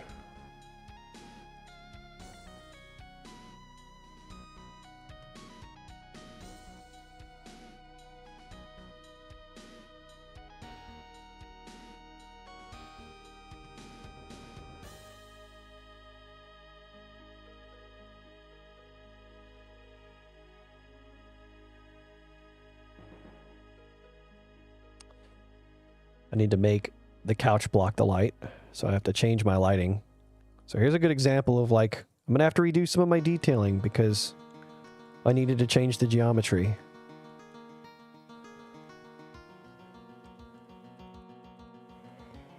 And then I can make this not flickering.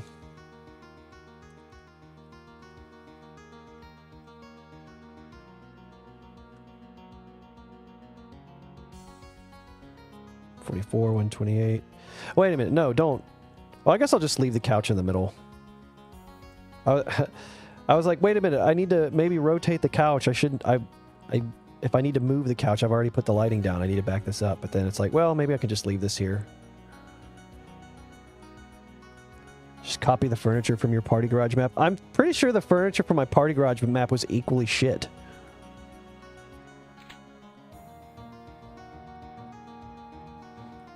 Can you get yeah, you can get in here. Nice. All right.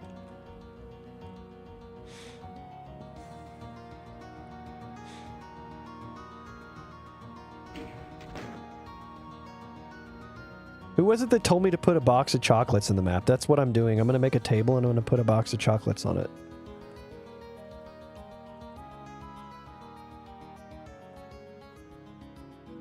How many secrets do I have? Oh, you know what? This map doesn't have any secrets in it.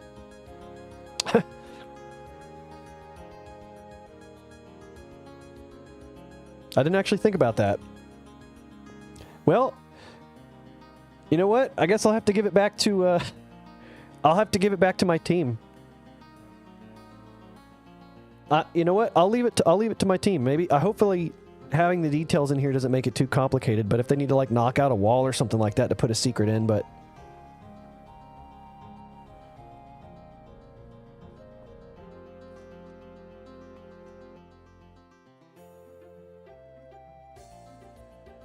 I feel like I want to leave that kind of thing for my teammates to have fun with.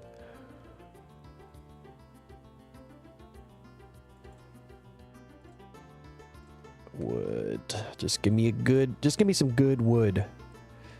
Perfect.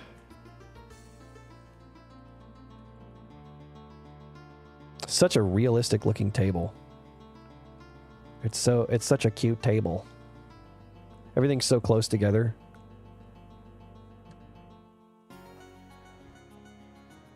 Use a box of chocolates for secret. I have two. Beetbeard, who was the Vibes Plane Overflow guy who was in here earlier. And Sneezy McGlassface.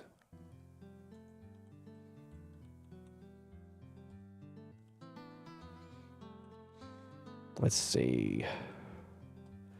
What does a box of chocolates look like?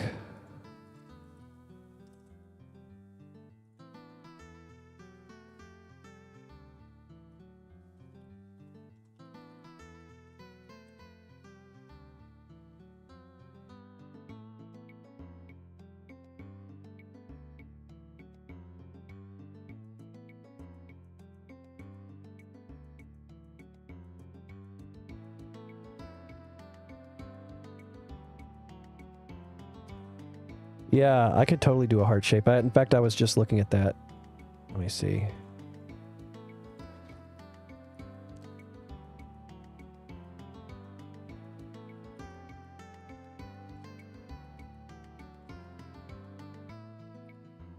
A box of chocolates like that. So just a heart shape. I need to do a double layer heart so I can have a little rim. Get out of here, Epic. Fucking pop-ups, man. I need to get that shit off my computer. A little red heart-shaped chocolate in the middle. And then all these just basically round, a couple of square shapes. Yeah, I can do that. I drew this heart by hand. Actually, hearts is pretty easy to do. So we're going to do a 16 line, a 16 line. And then I'm going to come down. It's a little bit, that's a good shape for it. And then literally, I'm going to use the curved line tool. I think this needs to come out. How far does it need to come out? Oh. I cannot increment the right way by using the arrow. All right, I think 8 is good. Flip that. 8. This edge needs to be a little round. Let me see. I may need to redraw this a tiny bit, but let me see if I can fix this. If I make this like -1. It's too small. I can't make the curve precise enough because the grid won't let me do it.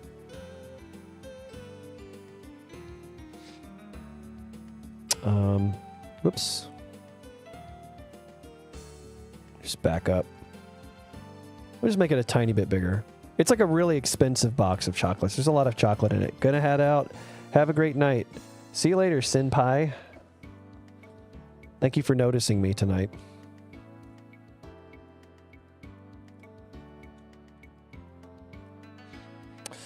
Okay, let's see. What am I doing? There we go. This isn't going to look right, is it?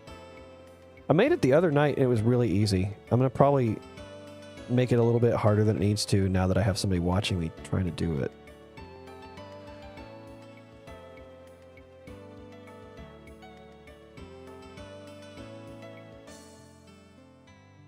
This has a lot of... Oh, wait a minute. I remember what I did. I made 2 circles and then drew a diamond out of it. That's right. 1, 2. Oh, fuck.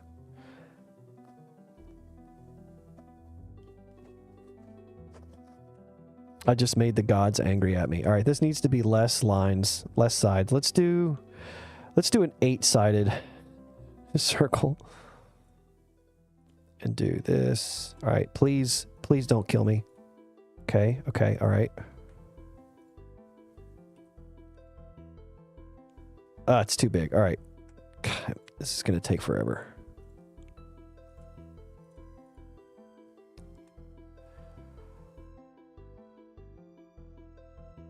All right, this needs to have like 6 vertices. What if I can get away with 4 vertices? All right, flip it. Oh!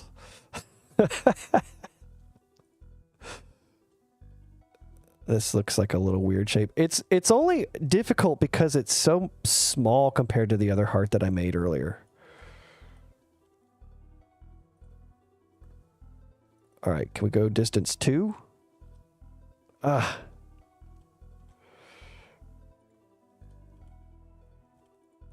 This is not gonna do it for me.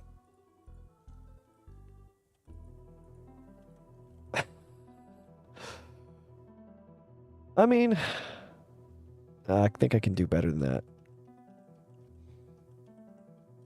Let me do this.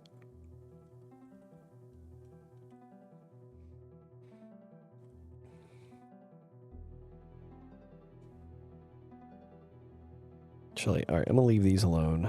Let me see here.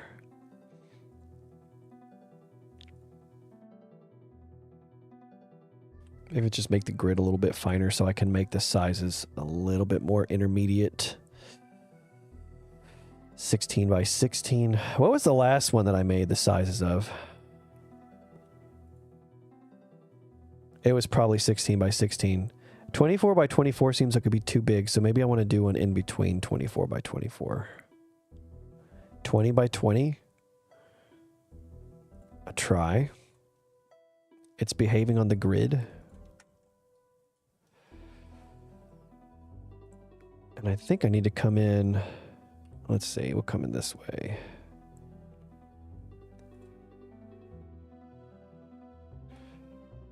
So far, so good. This is the real test.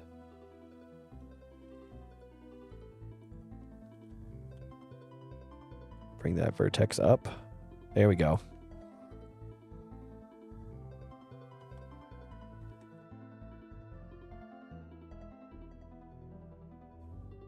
And if I wanted to do this the right way, I would actually just trace it because it doesn't stretch quite the way you would want it to, but it'll be fine. My heart-shaped... Oh, shit. I don't think I can do the heart-shaped chocolate in the box. This felt like about the smallest...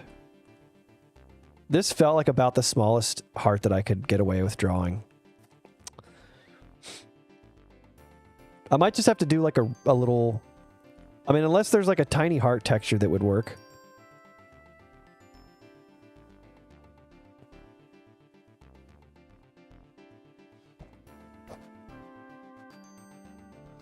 Talented beast. What's up, Galgaru?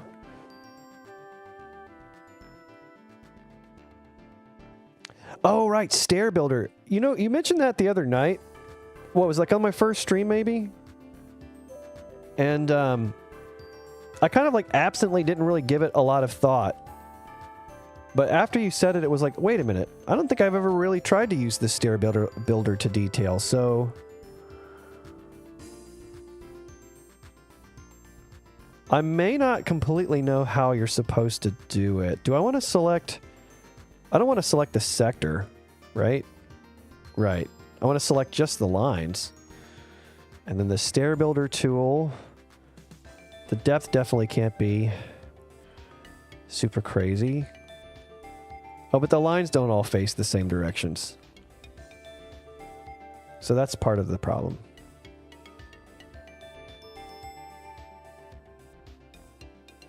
I should have flipped the other lines. There's fewer of them. Oh, that's about right. There we go. Check the single sectors box and set the depth really low. Single steps? Oh, right. That makes so much sense. I can't believe I've never actually really used that to detail before.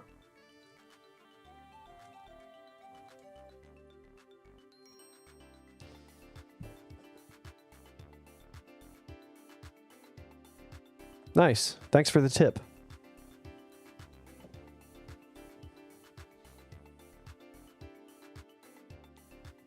Let's see. Just use red wall.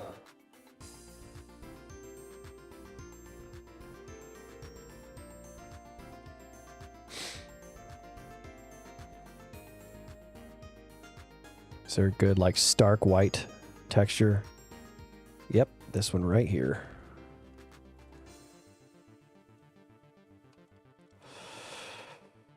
Okay. You most frequently use Stair Builder to detail. It's such an obvious thing now that you've brought it up.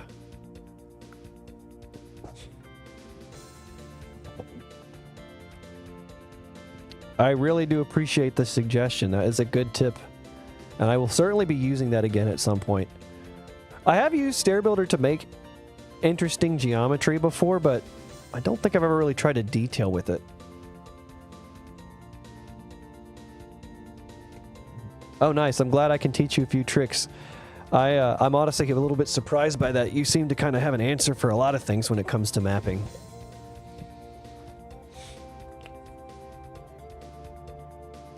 All right, I don't know what texture to make this base. Ooh, excuse me, getting like the hiccups or something. It's a slime box. We'll just put slime texture in there. We'll put the slime P1 in there.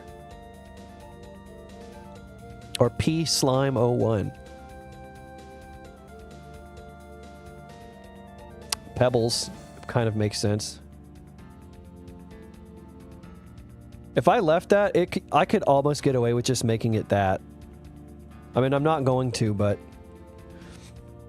I could get away with that.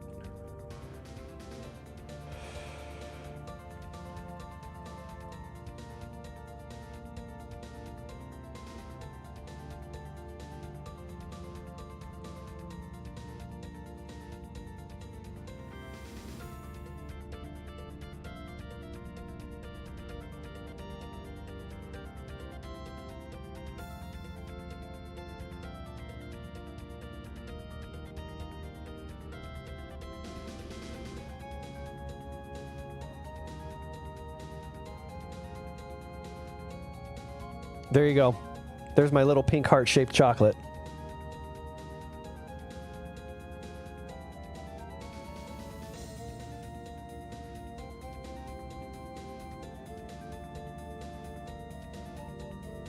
I cannot make the grid any finer than that. All right, what else? Like I said, I think the rest of it is just a bunch of random round shapes. Given the proportions to the size of the chocolate box, I could actually stand to make that a little bit bigger, but you'll cut your cheek on that on that chocolate. You could shave with that chocolate. Never had a finer shave. Get a mean fade with that.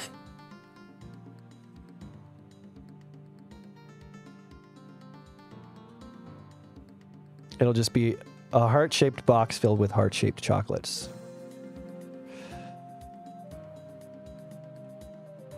It's too much. I like that it... I think I'm going to try to redraw this, though. I'm going to make it a little bit bigger because I do think it needs to be slightly larger. My process is informative. You map in a way I find especially comprehensible for mapping streams. Interesting. I missed that comment earlier. What do you feel like the differences? I guess I don't know. I don't really watch anybody else map. If just having hearts will make it look like the heart candy. Well, this is a heart candy, so I don't know what you mean by that. I'm kidding. I wish I could make the grid go smaller. Oh, wait, hold on. I feel like... I thought maybe I could get away with something by rotating the grid, but I guess not. That's just asking for trouble.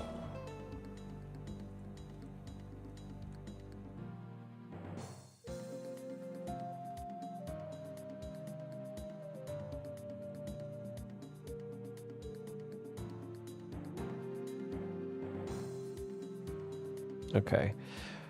It doesn't look quite as cute because it's not as small, but I think it'll also save me the trouble of having to draw like 17 little fucking circles. So...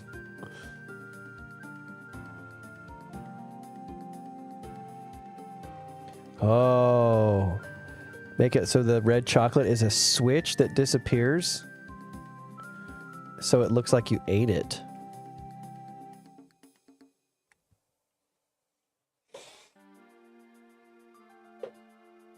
Oh, mini mappers are strictly functional to my perception. Yeah, I could see that. Yeah, that's a good idea, Sandwich.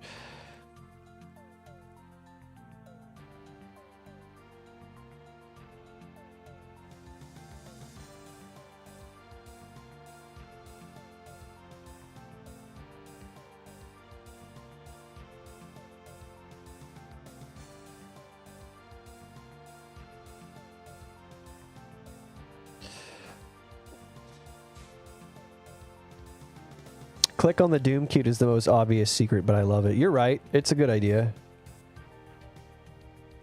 Get a health bonus from out of bounds when you eat the chocolate. You would just make it like slide into a voodoo doll or something like that, right? Would that be the way to accomplish that?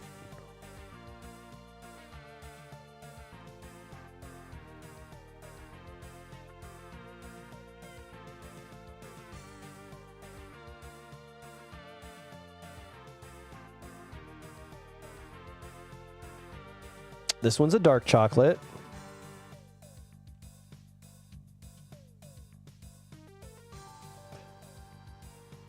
An 8-sided shape should be fine. It shouldn't be too angry about that. Maybe a 6-sided too, just to kind of give it some visual variety. Whoa. We like our very geometric romantic candy at this company.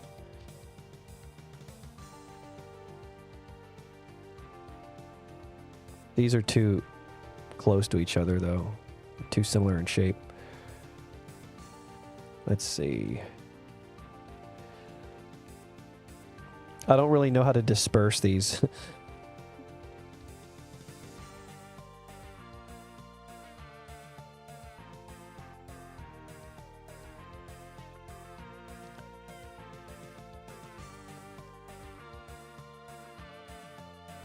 Yeah, that would give you an invisible health buff to use a voodoo doll, yeah. Can we send Sandwich to jail real quick? Yeah, Sandwich is actually logged in from jail for a other but similar transgression. This one's like a milk chocolate, so let's give it a lighter wood texture. I want this, but in a repeatable... Oh, here we go.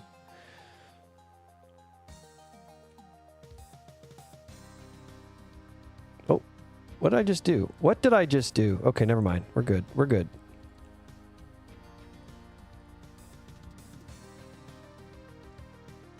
There's another dark chocolate.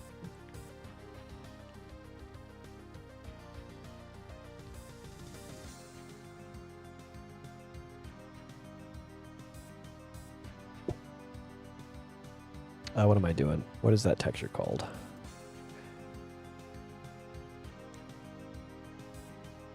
This one got little like confetti pieces on it or something. Or what is it? Oh, coconut shavings. That's what they typically have on them, right? Like coconut shavings.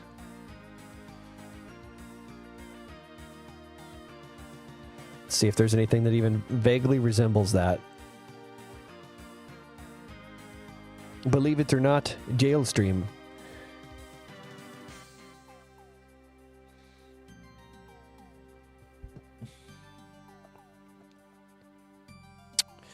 Da, da, da, da, da, da, da, da, da. I just need one texture.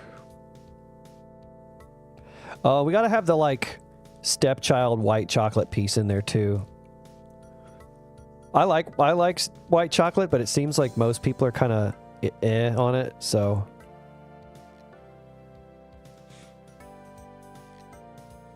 That a Parks and Rec reference?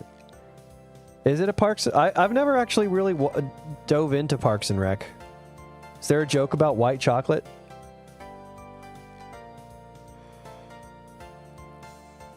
There's the piece with the coconut on it. Oh, believe it or not, jail. Oh, yeah. That's I didn't know that was from Parks and Rec. I thought that was just a Sacha Baron Cohen character that he did on something. You're allergic to something in that Oreo white chocolate bar. Oh, that's a shame. I like those. The cookies and cream bar, is that what you're talking about?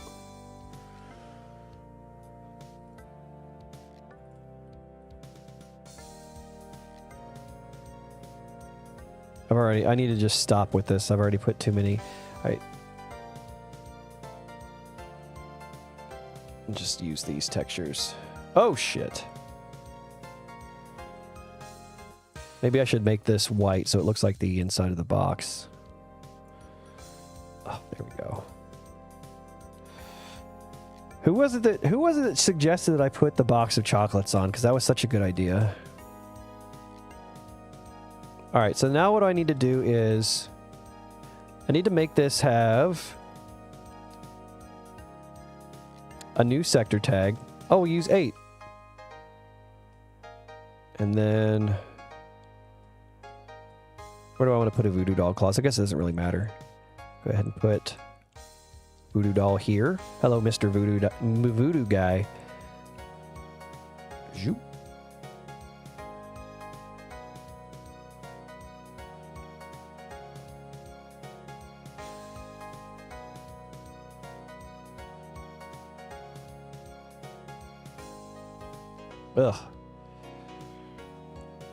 Ugh.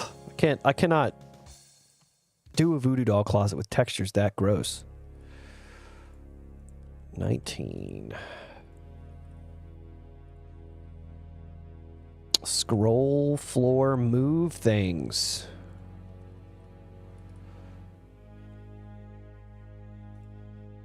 Health bonus. And we'll make this also, what is it? Sector 19? Sector 18?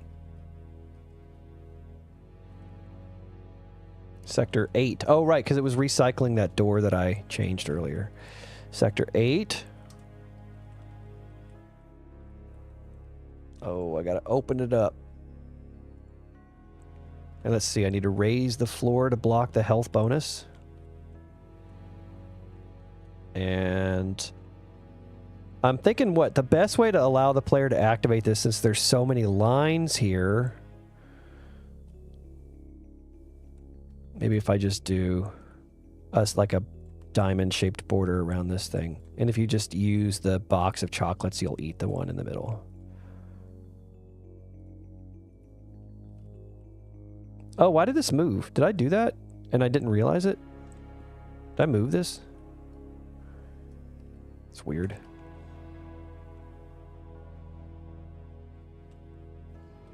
And then sector tag 8, switch floor. I just use generalized actions. Trigger, switch once, speed turbo, down, lowest floor. No, not lowest adjacent ceiling. Lowest adjacent floor, change texture only. Could just make the whole edge of the box a switch. I just assumed that would be harder to hit, but maybe is that wrong?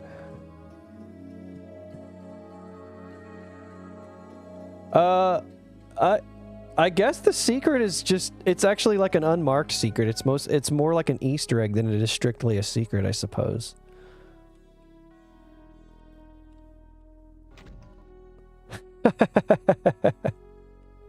It works.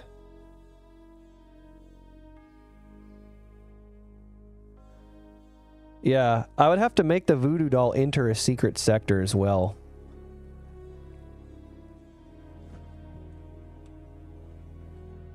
It's not Easter, it's Valentine's Day. Did you know that they actually make the candy for Easter from the same materials that they make the candy from Valentine's Day? What I don't understand is why did this change to the wood texture?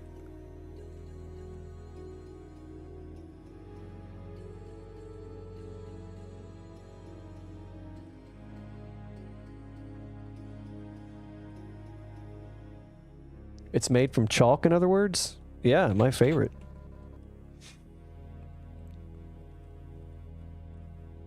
Voodoo dolls cannot trigger secrets. Interesting, didn't know that. So yeah, here we go. Here's this. You get the health bonus, but it doesn't, it changes to the wrong texture. Why is that? I don't understand, because that's not adjacent to the wood texture. And the... Oops. Whoa! Oh! Did you use trigger or numeric? Oh, that was that whole thing. Didn't So Bad make like a really long... Or not a really long... Or somebody made a video on it and then... Or Arsenic made a video on it. If you use numeric, it will change to the white texture. I see. Chocolate. I like chocolate.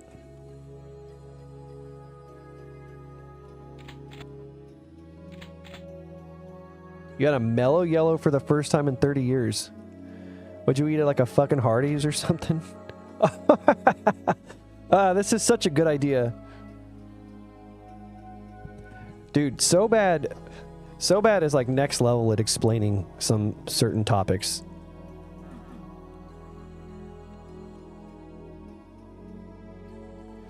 Oh, if you picked trigger... Oh, if you pick trigger, it will...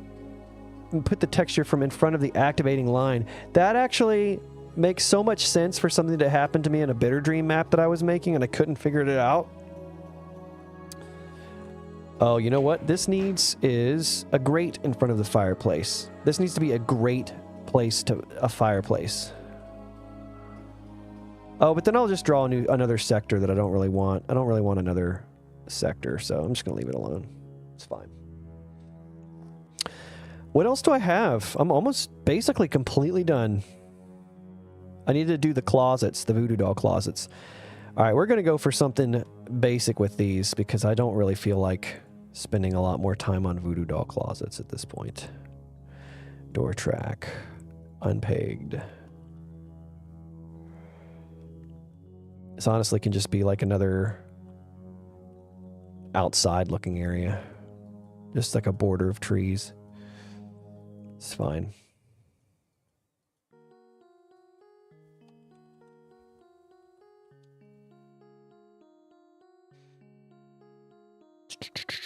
Was it Vine? No, it's not. Yes, it is. PM Vines.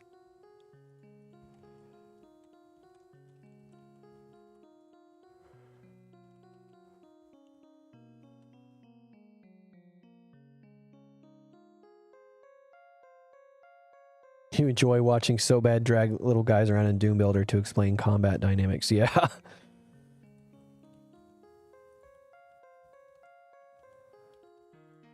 And also just like legitimately opened my eyes to a few things about Doom. It's like one of those weird things like where I feel like I slightly intuitively understand something, but then to hear somebody explain it to me just helps me connect the dots like so much better in terms of my own reckoning. It's like, you put a few things into words that were necessary and now suddenly it just like all clicks into place for me.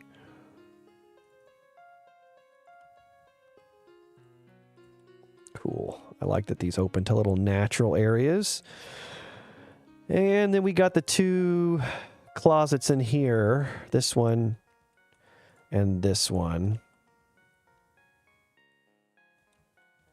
Oops, I'm not following a consistent rule with these borders, but I don't care.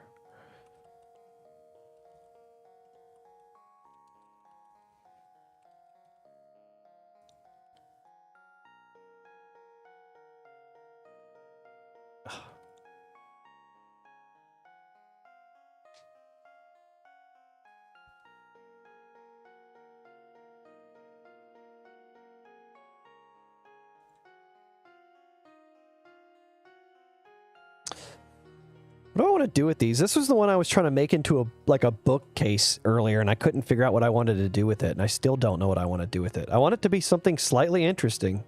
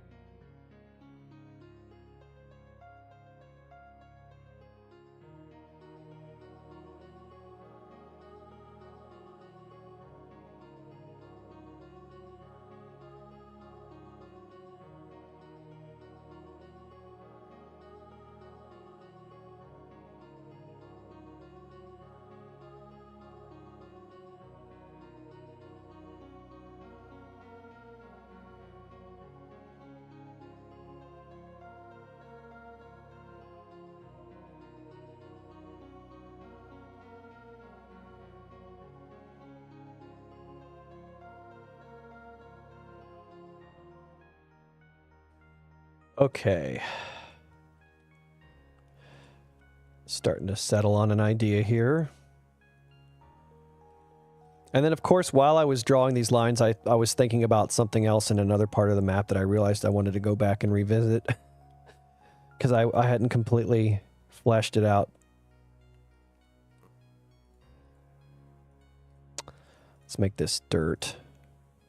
I think it's cool to make these closets all lead to outside.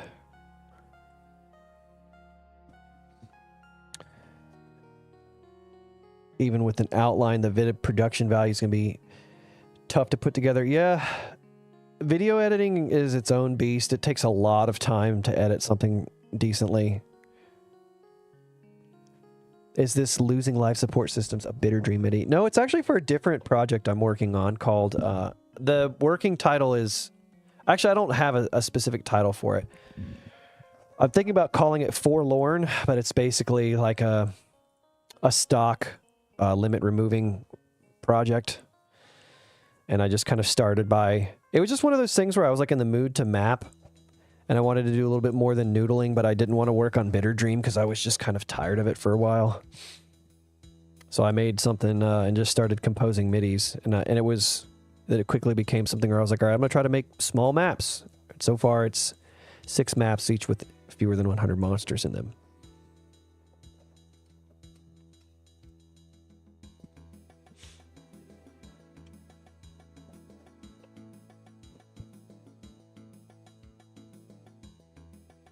I don't want to use this texture. What do I want to do here? I am starting to get a little bit tired of this whole process. Not in a bad way, but what's the phrase? What's the term? Leery? Starting to get a little bit leery. It's about time to be done.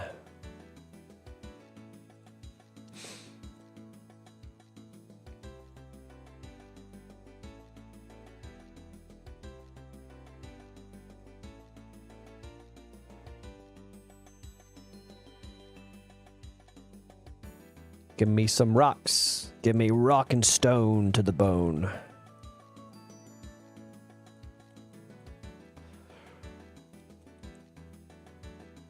Oh, that looks kind of cool. It doesn't look particularly realistic, but it's neat.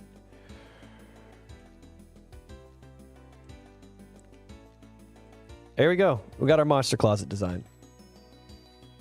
Am I leery or wary? Yeah, see, I didn't we have a conversation about this recently where, like, I always get those words mixed up, and even I've had them defined to me 100 times, and I just get them confused every time. I don't think my brain will ever allow me to not confuse the words. So I'm just gonna have to I'm gonna have to sit with it. Okay? I'm gonna sit with it.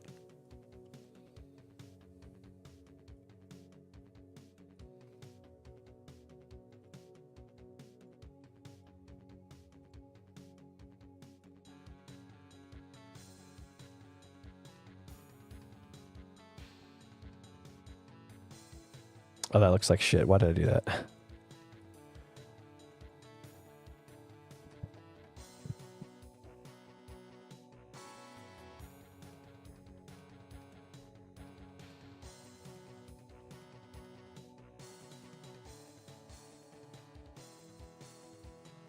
Wait a minute. This needs to be white marble.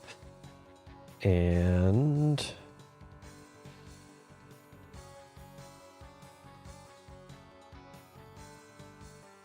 Oop.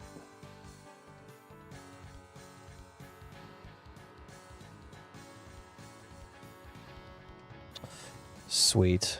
All right, one more closet. I'm going to do it the same exact way. Actually, are these the same size?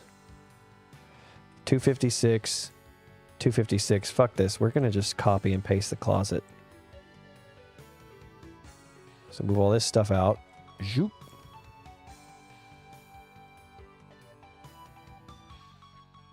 Somebody get man with gun in here. I'm copy and pasting stuff. Alert the presses.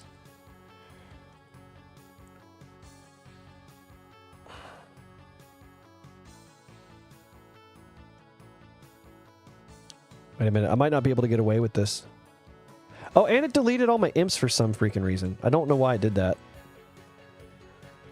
I'm going to have to adjust the depth of this one a little bit, so it doesn't come out as far.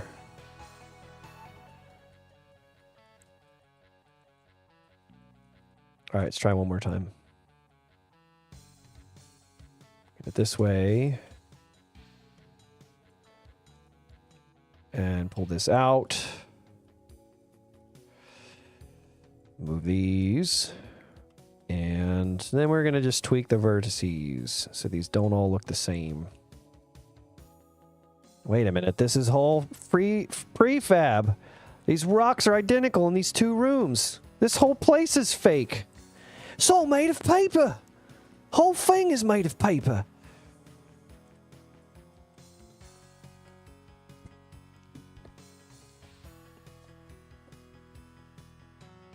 I don't know that I've ever spent 8 solid hours on a video. I'd have to try to see how it feels. I probably spent about that much time making the Doom Scholar video, if not more. But somewhere around that ballpark. It was easily like an entire day's worth of work. Like if I get up, make my coffee, and sit down at my computer, and then I'm going to bed, or I'm going to have dinner by the time I finish the video. Man with gun is the KGB of copy paste.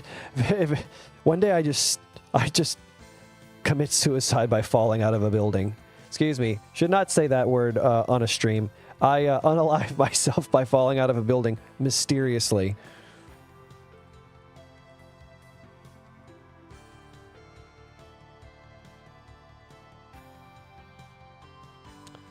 If YouTube is listening, I did not mean to say that. It was just a slip of the tongue. We are all advertiser friendly on this stream except for all the F-bombs and other stuff that I usually talk about. Wait a minute.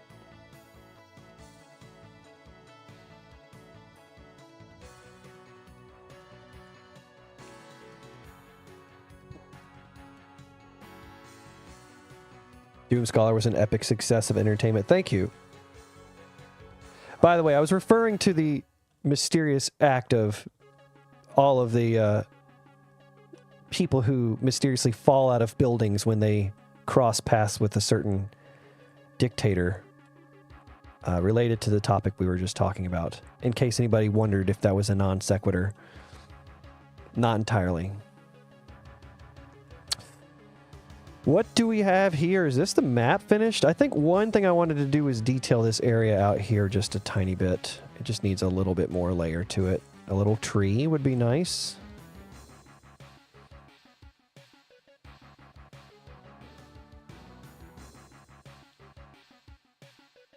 YouTube hears only offenses, not apologies. That's probably truer than you think. Let's see, where are my trees? Stalagmite. Wait a minute, that's not a stalagmite. Where was the tree at? Was it in decorations? The corpses have flowers sprouting out of them. I never saw that.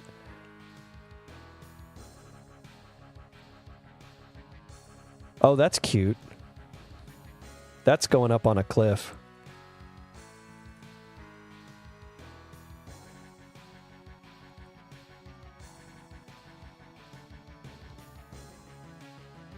The trees in Eternity 2 were insane. Yeah, they were. I loved how they spawned leaf particles to fall off and just... So much of that WOD was just like serendipitous. It was just... I loved it.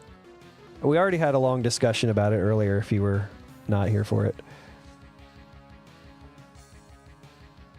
The fuck is that tree from Planet Namek? Maybe. It's a weird tree. Sure bless me with a weird tree, Lord.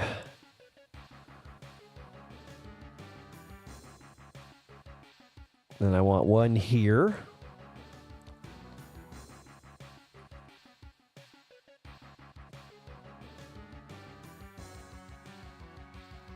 What is this? Oh, that's cute. Is that like a cherry blossom? I actually like that better than the Planet Namek tree. Yeah, I like that a little better.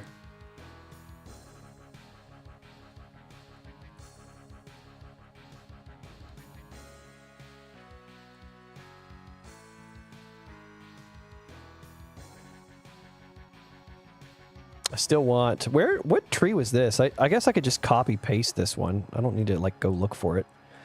Just bring that one over here. Yeah, I'll talk about Eternity 2 for hours. Sandwich can also vouch for that.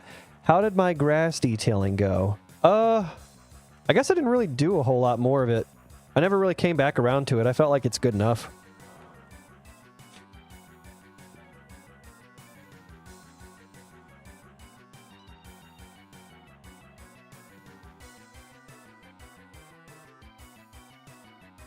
This could have a little bit of lighting in it. There might be some touch-ups I end up doing by the time the map gets completely finished, but...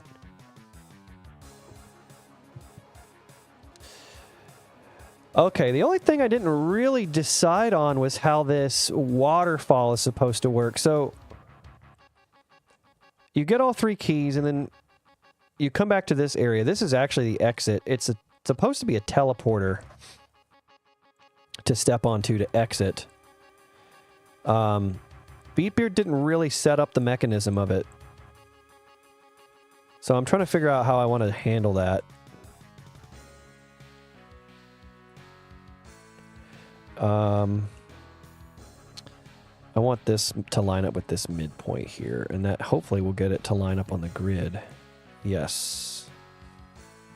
Okay.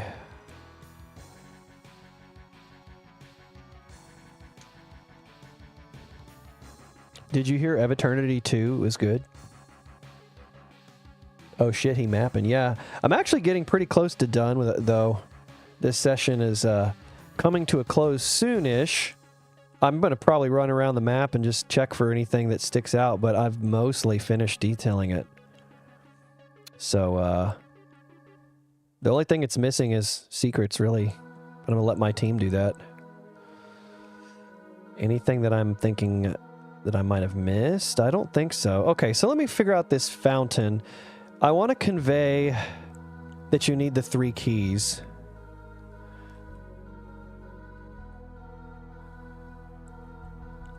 Maybe I can have a key pedestal around each edge of it.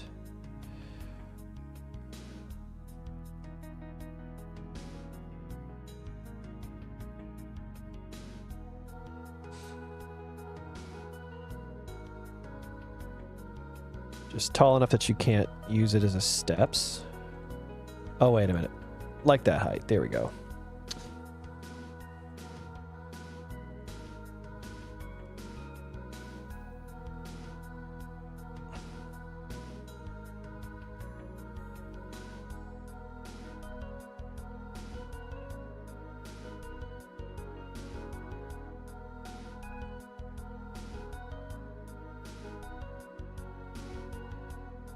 Pink.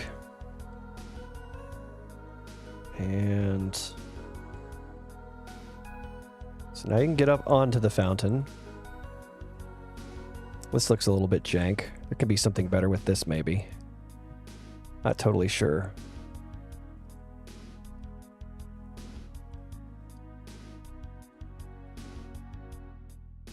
I think regardless of if I leave any threads dangling, did I? Oh, let me see. Sniff around the map for smell zones. Yeah, I always catch you late. Yeah, I mean, it's like almost midnight my time, which is a lot later than I normally stream till. Did I do a playthrough before I started any details? Yeah, I played through it a couple of times. It's pretty fun. It's a really short map. The white texture doesn't really scream key to me. Well, hopefully because with the 3 keys all next to each other, I'm hoping that it kind of becomes obvious. Plus, I mean, you more or less just kind of come across the keys while you're playing the map anyway, so I think it's going to be mostly a non-issue. Okay. I need to convey that hitting this lowers it. This is going to have to be like a voodoo doll closet, I think. I don't think... You can't have a switch that requires 3 keys and boom, I don't think. I'm conditioned to interpret that pattern as indicating keys. Yeah, that's what I'm banking on. So I think it's fair. Is there a texture that looks decent that I haven't used? Maybe the white marble here? Yeah, I like that. Ooh.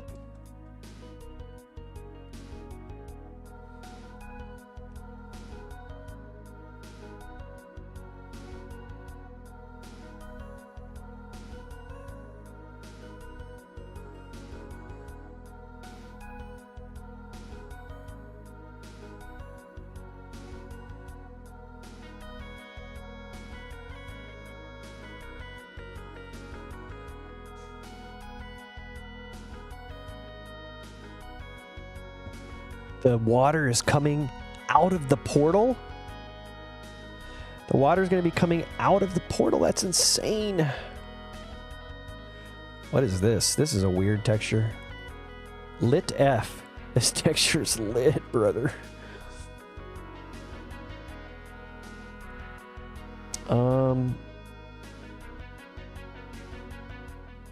Do something spooky. Oh, it's a crazy texture. Okay, there's a 3-key switch, I think, and it's not even broken outside MBF. Oh, that's right. That's why Skillsaw had so many 3-key doors. But it needs to be... Okay, so it doesn't need to be a door that the switch opens, though. It's actually needs to be Well, it's going to end up being a voodoo doll closet because it needs to lower the fountain so that you can exit the map. That's how the exit's supposed to work. So I'll give these to the same tag. Give this, go ahead and do this.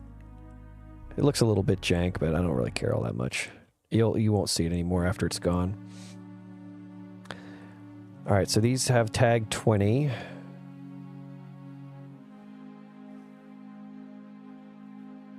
No lit AF texture. Yeah, it's disappointing, isn't it? It has to be a door, so you need a voodoo doll to be freed by the door. Yeah, exactly what I thought.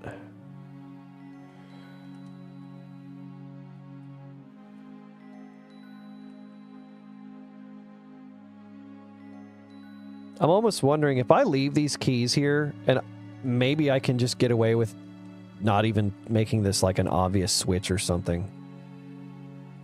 I almost feel like I can get away with doing that.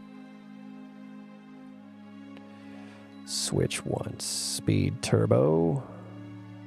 Open only. Lock. All. Wait a minute. Oh, combination. Key card and skull key are the same. Okay.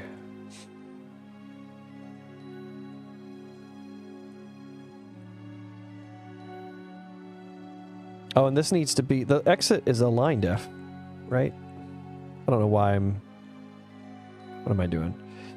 Select the lines. Exit. Walk over one... No, exit. Exit. Walk once, exit level.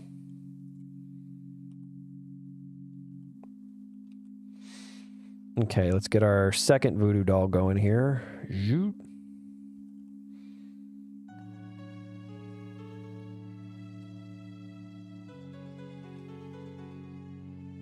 And the player is replaced by Cherry Blossom. All right. Did I give this line def action 21, right? Or to tag 21? Tag 21.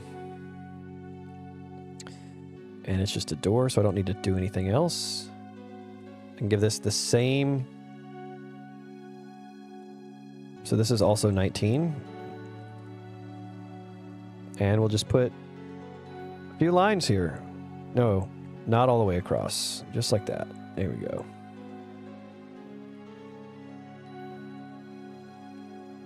And we'll just make them walk once.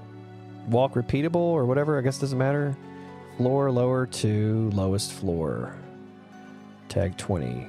That should do it, right?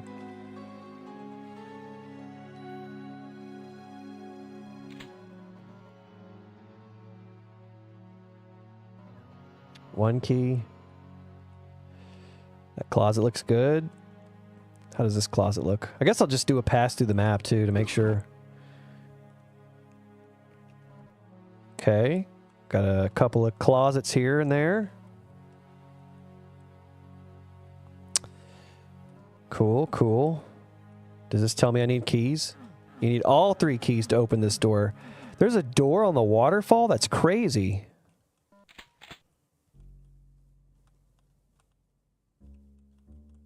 Got our little box of chocolates. That works. This lift works. Red key.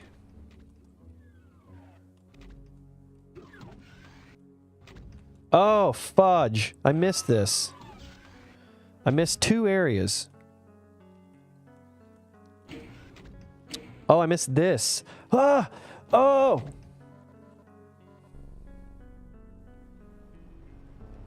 And this lowers so you can fight the cyber demon and some friends. So you can actually just beat the map without worrying about that, but... Uh-oh, it didn't work.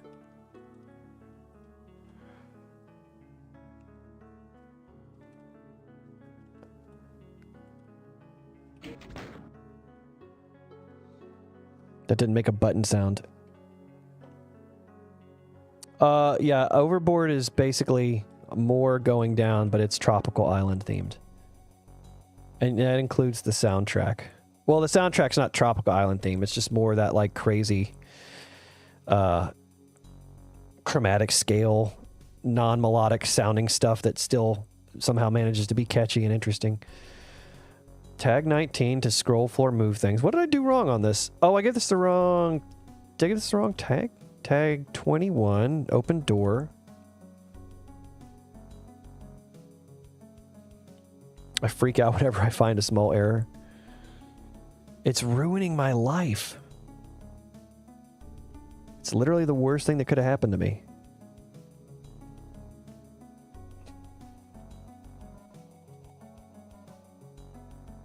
Why is my closet not working? This is probably something very basic too.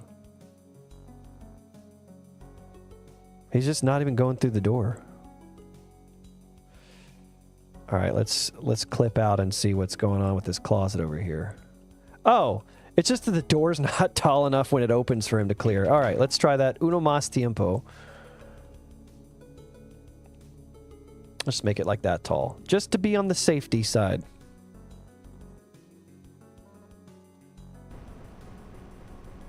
Hello, we got a lift. Oh no, it only works once.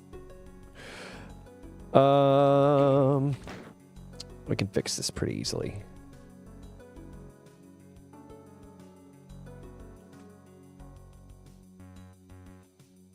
And once again, we will just join a bunch of sectors together.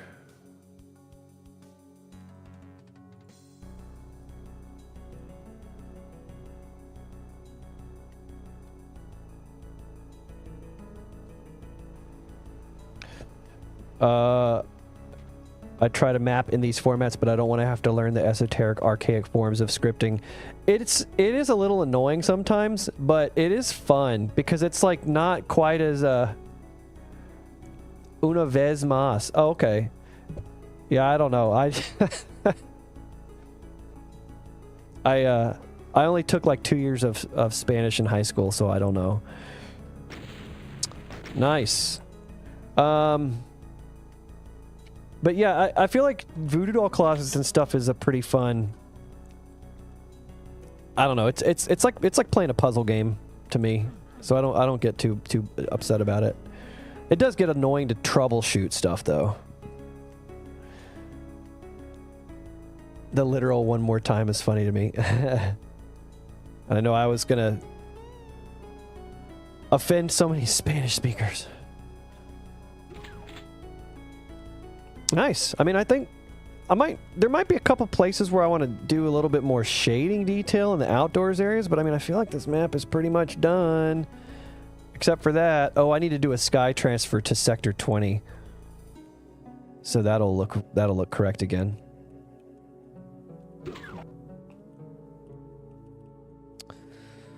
Nice. Dude. We did it. We're at the finish line. Whew. Sometimes in the middle of the mapping process, it's like, this is going to take a long time. And it feels like it's going to not, you're just almost never going to get there. But I think it's finally happened, so. I'm noticing some things I might want to change with the lighting a little bit. I feel like this could be dark. I'm just looking a little pedantic, I guess, or being a little pedantic. But other than fixing the kind of technical, the texturing errors that I noticed, the small couple of things here and there, this thing, just go ahead and fix it while I'm at it. And this needs to be like a lift, a metal texture of some kind, maybe. Where do we got?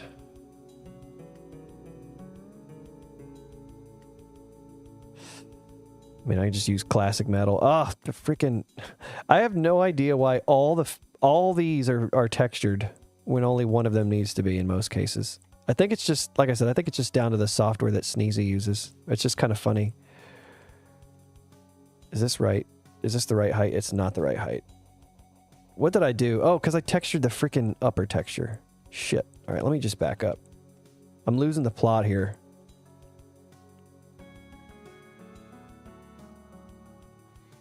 I'm like getting tired. Normally I'm like going to sleep by now or getting ready to go to sleep. So you're also hearing like sleep deprived, beginning to be sleep deprived version of me.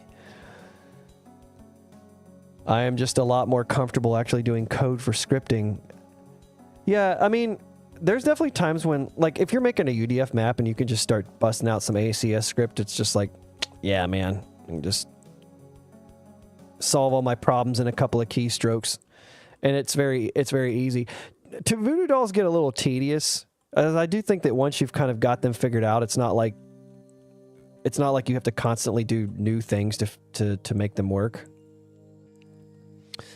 But I don't know, it can be kind of a fun little puzzle to figure out for me sometimes.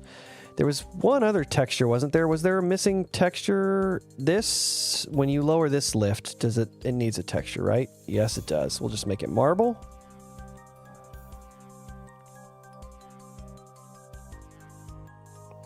All right, let's go back through it again. Does anyone know what happened to BPRD? Did he announce his departure or did he just disappear? I was in a Discord server where they were talking about that recently, and somebody mentioned that like they had emailed BPRD or something like that, and like he's alive and well, and he just literally has no interest in Doom or whatever that means.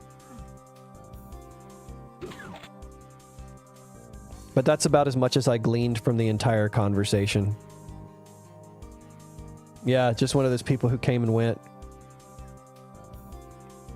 I mean, never say never. There's a lot of people who it might be a little bit surprising to see again, but, or, you know, that they have come back at this point, and it's surprising that we now have seen them again, but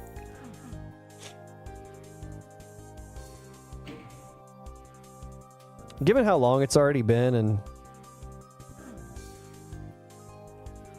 BPRD's already kind of interesting esoteric nature, I wouldn't be surprised if that's the last we've seen of him. No interest in Doom? Weird, yeah. I don't know how people can just get bored with Doom. It's very alien concept to me. All right. This is looking pretty fuck! Right here. Right as I was saying that it's looking sharp, and I noticed another thing that I missed texturing. I completely blew it. I'll fix that.